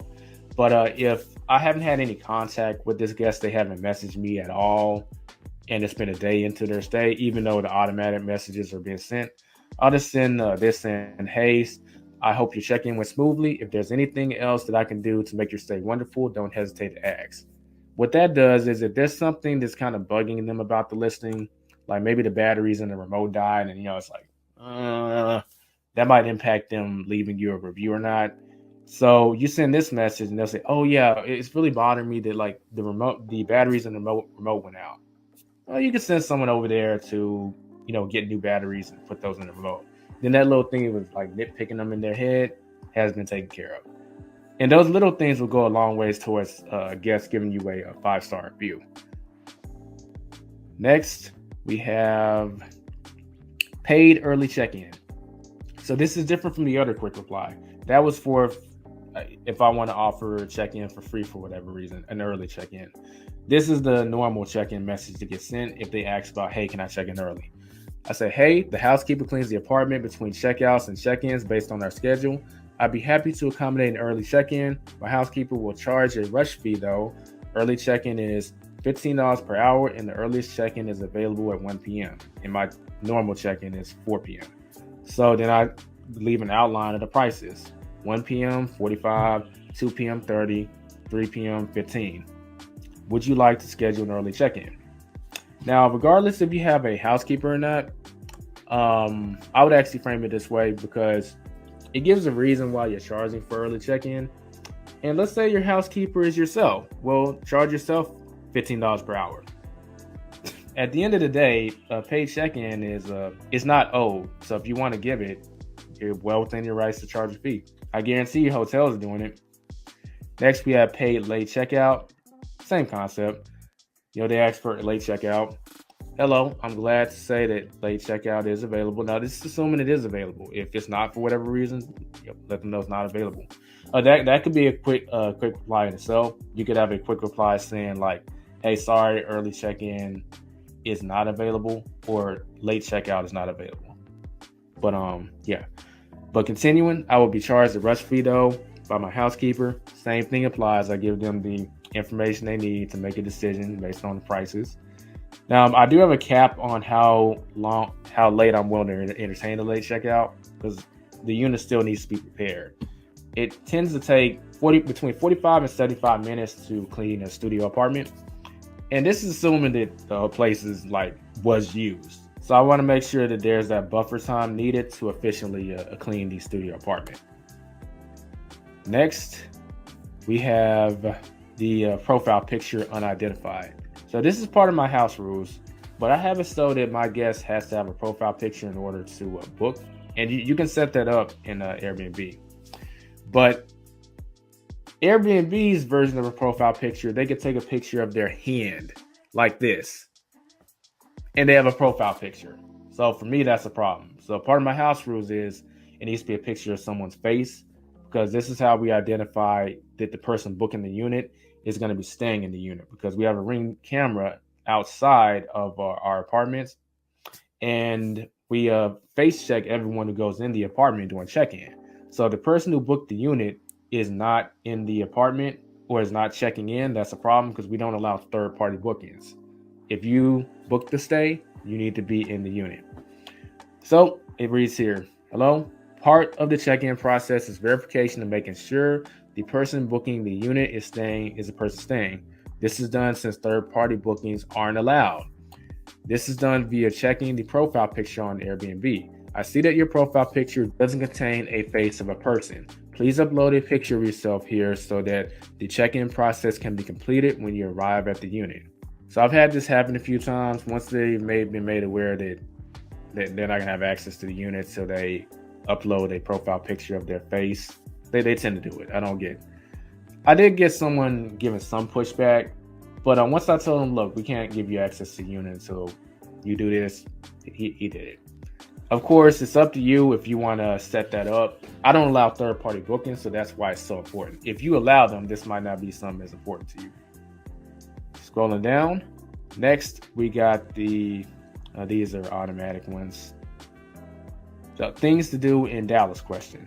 I get this question a lot, but people ask like, hey, what things can you do for fun or whatever? So I try to keep this up to date, but I have links to websites that cover things to do in Dallas. And I just arranged for that to be sent. Now, you could make your own literature and send this to them. That's something to think about too. But this is more so for the leisure travelers I get. The people that I'm catering to, they don't really tend to ask this question for the most part, but it's good to have in your inventory. So I say, when it comes to seeing what Dallas has to offer, the following resources can be of great use to you. Then I provide the links. So for you, that would obviously be different. You need to do a little research on some articles that share some good, fun things to do in your city. But once you do, just create this quick reply. It'll save you a lot of time. And lastly, we have the unit is under 68 degrees. So this is a big thing, but if your guests are abusing your AC unit, it'll go out sooner. And in certain cases, if you leave the air on too long and it's under like 60 degrees, it could cause ice to form. And this could end up blocking certain things, which could cause a big problem for whatever building you're in. So to avoid all that, you need the minute system or some kind of temperature detecting device for you to be able to do this. But minute tells me anytime like the temperature drops under a certain degrees because it's monitoring it in the room. It's a sound monitoring device. But if you want to know more about minute, you can check this video out where I go into the things that all Airbnb hosts should have as part of their business setup. So assuming that the temperature drops under certain degrees, I'll send this message. Hello, the temperature gauge reports the air conditioner running under 68 degrees. Running it that low runs the risk of the vents freezing over, which can cause problems for the building. Please return the units to running over 68 degrees to avoid any maintenance problems. And with that being said, that covers all the quick replies that I use on Airbnb. It looks like we checked off everything on the agenda. So we're going to go ahead and start the Q&A. If I posted a link in the chat, so if you want to actually hop on the stream and ask me a question, feel free. But I do have a lot of questions that people have already asked. Let me start getting through those. So M3 says, how much money do you need at the start? So we're going to take this from the approach that it's a studio apartment. It can vary. I forgot to mention this when I was talking about how I got my first apartment. But she actually turned me down initially because of the credit rating I told you about.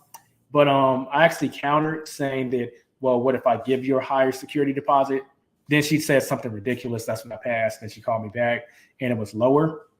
But technically, if you include the security deposit, you're going to get that back. So I don't like to count it, but I guess you could count it if you really need to. So count the security deposit, but let's just assume that you're fine with getting that back, since that's what will happen as long as you don't destroy the place or something. It takes about $4,000, $4,000 to $5,000 to furnish a studio apartment. So that's how much you need to have in mind in terms of a budget when it comes to getting started and getting your first apartment. Now, the exception to that is if you're going to get more at once, which if I could do it over again, I would. I would get like 3 to 5 at once. So I would have more negotiating room in terms of getting like more weeks for free and also just being more efficient. And he has another question. It's kind of an extension of the first. And how long before you can expect to turn a profit? So here's the sweet spot for me dealing in studio apartments. The goal is to have that each unit cash flow at least $600 to $1,000, at least. I say cash flow, not how much the unit is making. So the unit has like, I'll say between rent, utilities, and internet, the rent may be $1,700. I mean, the expenses may be around $1,700. And I make $3,000 on that unit for that month. That means that my cash flow for that property is $1,300. So I'm looking to have a cash flow for the property on a monthly basis be at the very least $600 to $1,000. Now, if it's more, by all means. But you'll find out every market has seasonality. So some months you'll be able to pull like maybe $1,500.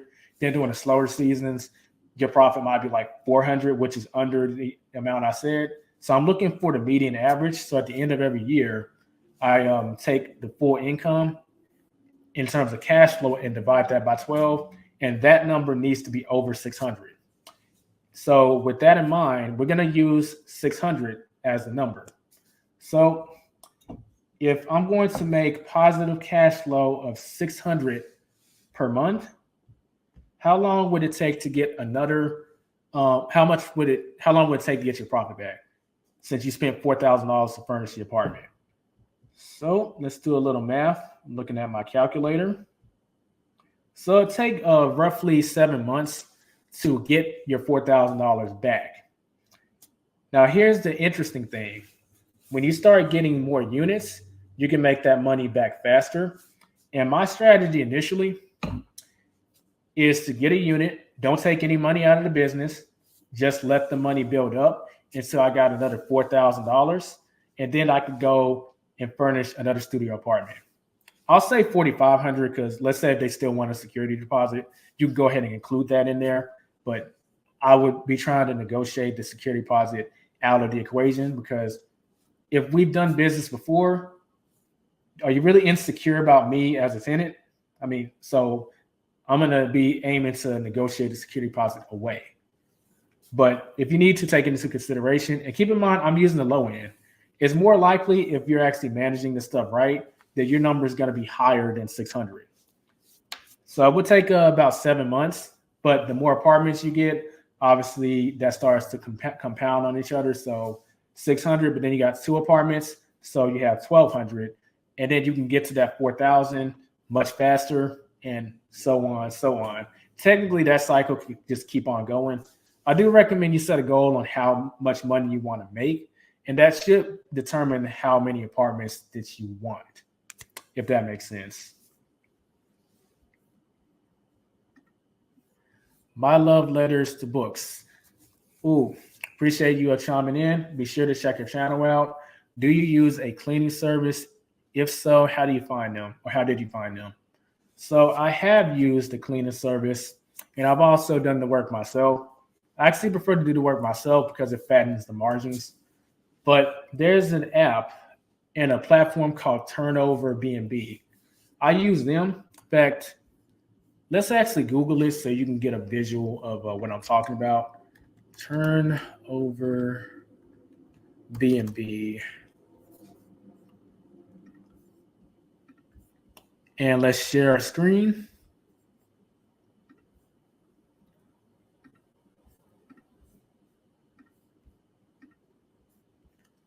Okay, y'all are seeing it now. Let's put me in the corner. There we go.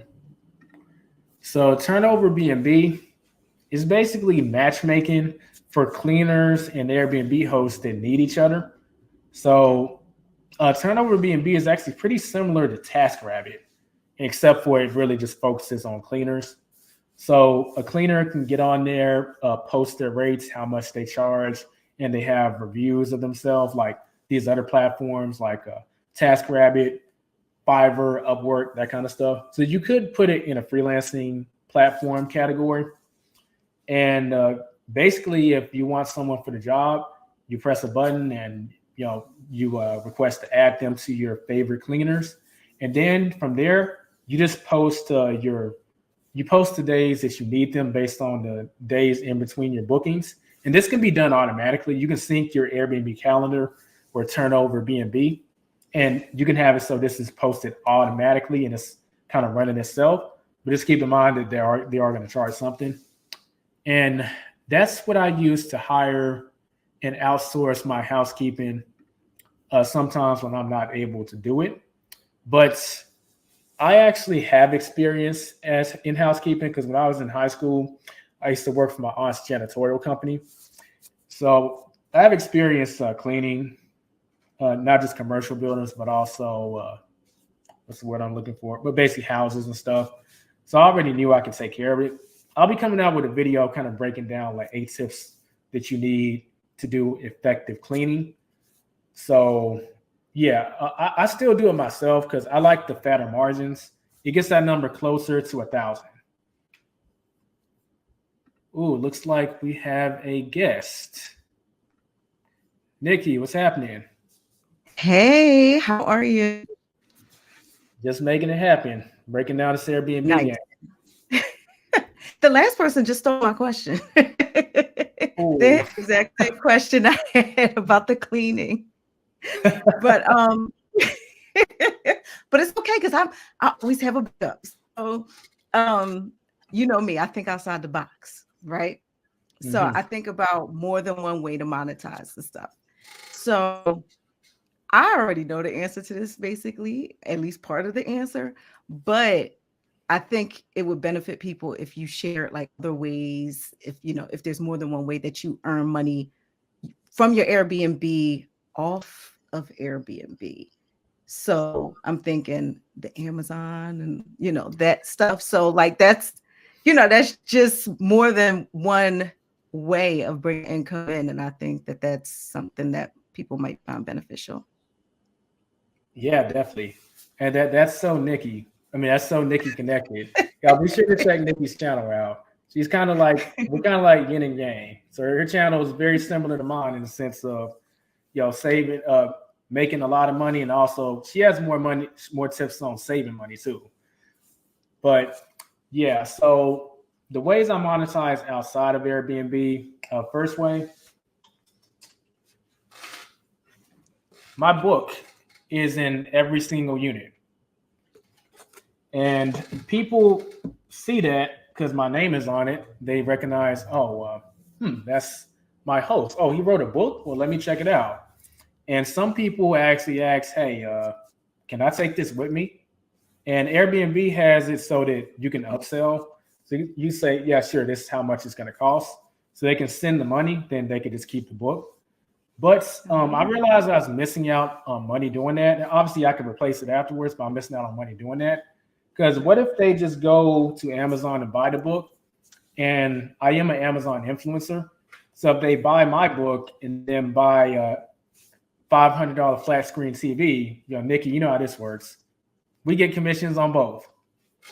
So what I did was I actually printed out a QR code and said, like, hey, any of the books in the unit, if you want any of them, scan this QR code and you can get it on Amazon. And that has actually boosted my affiliate revenue because they go ahead and put a book in the cart, but they usually end up buying something else in the cart too. So you get commissions on all of that. And it's facilitated outside of Airbnb.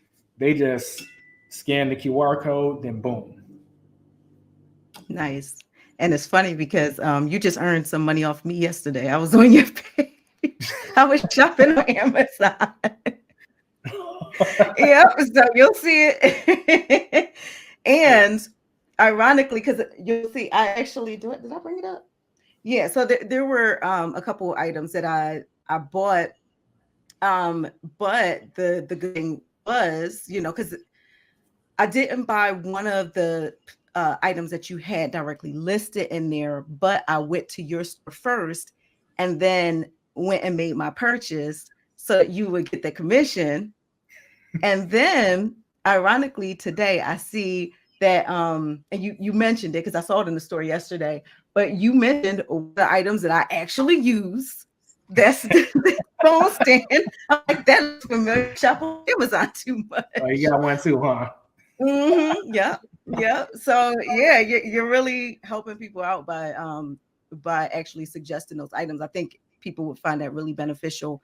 Like basically a shortcut to go to your store and actually see those items that could, help their Airbnb or that their people in their Airbnbs would enjoy. And I do have another question. Not to take over your stream, but Feel free, like fire away. Listen, I put on makeup. I gotta, So you gotta chill out. I got you. So the other question I did have, and I'm not sure if you answered this because I was also working while you were talking, but do you advertise off of Airbnb or do you just let the Airbnb algorithm suggest you to people within their platform? Well, I basically let Airbnb do all the heavy lifting, but towards the latter part of my, I'll say, journey with short-term rentals, I did get on a Vrbo. I got one booking off of there, but Vrbo's a vacation platform, so since I'm not really catering to that crowd, I don't get too much steam on there. But I have done some direct bookings, meaning that Airbnb has not been involved at all. And these are people I've either met in person and then we signed a lease, or maybe I'm kind of a bit of a poacher, but some people have booked via Airbnb, then they just kept extending. And then later they're kind of honest with me about their situation. Like, hey, I'm going through this, or I've had some people going through a divorce. Like, would you be interested in setting something up like more long-term, like maybe for 3 or 4 months? And I say, well, yeah, how about we discuss it on the phone? Is it okay if I give you a call this time? Oh yeah, sure. And I convinced them to just let the booking finish on Airbnb and they can just pay me directly. And it's cheaper for them. And I don't have to pay a service fee. So I can give them a discount since there's no Airbnb service fee and they're ultimately paying less. Yeah. So, yeah, I'm a bit of a poacher in that regard. That's good. I heard you say you had somebody that was extending at this point right now. So wait, do you have any more? Is any? I'm not looking at the chat. Anybody asking questions or anything? If I ask a third question and not letting anybody else get a question. So right now we don't have any more questions. So you're in the clear. You're good. Okay. Because I was going to ask. So that story that you told about them saying, it's suspended or whatever, and you're like, okay, well, it's fine. I have somebody in there, so I'm not going to pursue it at this point. Reactivating it. But when it does come to reactivating it, what is the time frame for that? Like, or the process for that? Because you already mentioned that they already handle the situation, but were they supposed to allow that suspension to stay, or like what would you do to actually get that off? So basically, you just got to agree to the ground rules of the Airbnb platform. So you click the button, like say what's next, and it has you review the ground rules and then agree to it, and then it's reactivated. But when they suspend it, that's not an option for 5 days. So there is that, because it's not like it's a suspension. It's not a removal. But yeah, and that's part of the reason I'm looking into ways. They're like Airbnb is just an OTA, online travel agency. That's all it is. There are plenty of them out there. I already mentioned Vrbo, but there are more niche ones that we don't know. A lot of people don't know about, like Shippa, which targets remote workers, ILE, which targets people who are insurance clients. They're looking for somewhere to stay because they've been displaced somehow, whether it be like a house fire or something like that. There's all these different OTAs. There's Furnish Finder that targets travel nurses. So Airbnb is not the only game in town. You can always sign up for all of those. Okay. Yeah. Nice. So are you, and so I'm like, trying to let out any secrets if you have any, but are you are you going to like eventually have like a course or anything of like how to start Airbnbs or like, is that something that's on your radar at least? Ooh, see, I think you're the fourth person to ask me that. I think it's mandatory. I'm going to have to do it now. And so many people can't ask me that, then I don't do it. I'm working on a freelancer course right now, but when that's finished, maybe I don't know what I would call it. But yeah, that course would probably be next. You could ask ChatGPT what to call it. I feel like that's cheating. ChatGPT is such a cheat code. Saves a lot of time. Well, yeah, it's like a GTA game where they had like a whole magazine's worth of cheats, and then you could use them all to beat the game. So, I use cheats when I played it. So, yeah, it gets the wheels spinning. Yeah, even if you don't take it directly, like a lot of times I'll just take a portion of, I'm like, oh, I didn't think of that word. I think that word is powerful, so I'll have this in the title type of thing. So, yeah. Right. Yeah, that's a good point. I remember it was a while ago, but I think you mentioned that you had a question about the claims process too. That too. Yes. Okay. So based on the security I have in my Airbnbs, like I said, the sound monitoring system, the Ring door cameras, I've only had this happen once. And I'm going to say it's my fault because I decided to ignore some red flags because they were supposedly staying for a long time. But someone booked, and then they straight out told me, hey, I'm not going to agree to these house rules. No, I basically said, okay, if that's the case, you're going to have to cancel the booking. Then they backed down. Normally, if something like that was to happen, I would just call Airbnb and be like, look, y'all going to have to cancel this stuff without penalties. Look at what they just said. And Airbnb would have no problem doing that because they just said they would do it. We're going to cancel it for you.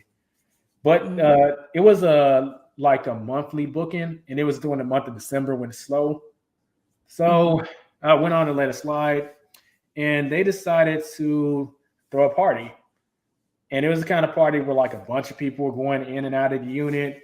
And I basically sent them a message saying like, look, your last day has been updated to tomorrow. You're leaving tomorrow. If you don't leave tomorrow, I already told Airbnb and they're in agreements. We're basically gonna have to call the cops and have you removed. They agreed and they left. And when I walked in there, like the place was, I'm not gonna say completely destroyed, but some things were broken. It required a lot of cleaning. And Airbnb, I took pictures and video footage of everything. So like before I even walked in the apartment, I was expecting this. I was like, look, he straight up told me, so I'm expecting a catastrophe. I went on to my phone in this and recorded me entering the unit and then just did a full like tour of everything. I also took pictures. And Airbnb it's called Air Cover, where they will cover any kind of damages to your unit. And overall, they did cover everything except for, this is kind of funny. The next day was Cyber Monday, and some stuff needed to be replaced, like the coffee table, the couch, the leg on it was broken. So that needed to be replaced. So I already knew like Airbnb probably wasn't going to pay for like the full price of it because there's some depreciation involved. So they paid for like 80% of it. But since it was Cyber Monday, I said, you know what? You can submit the original receipt. Then they're going to take the depreciation into consideration.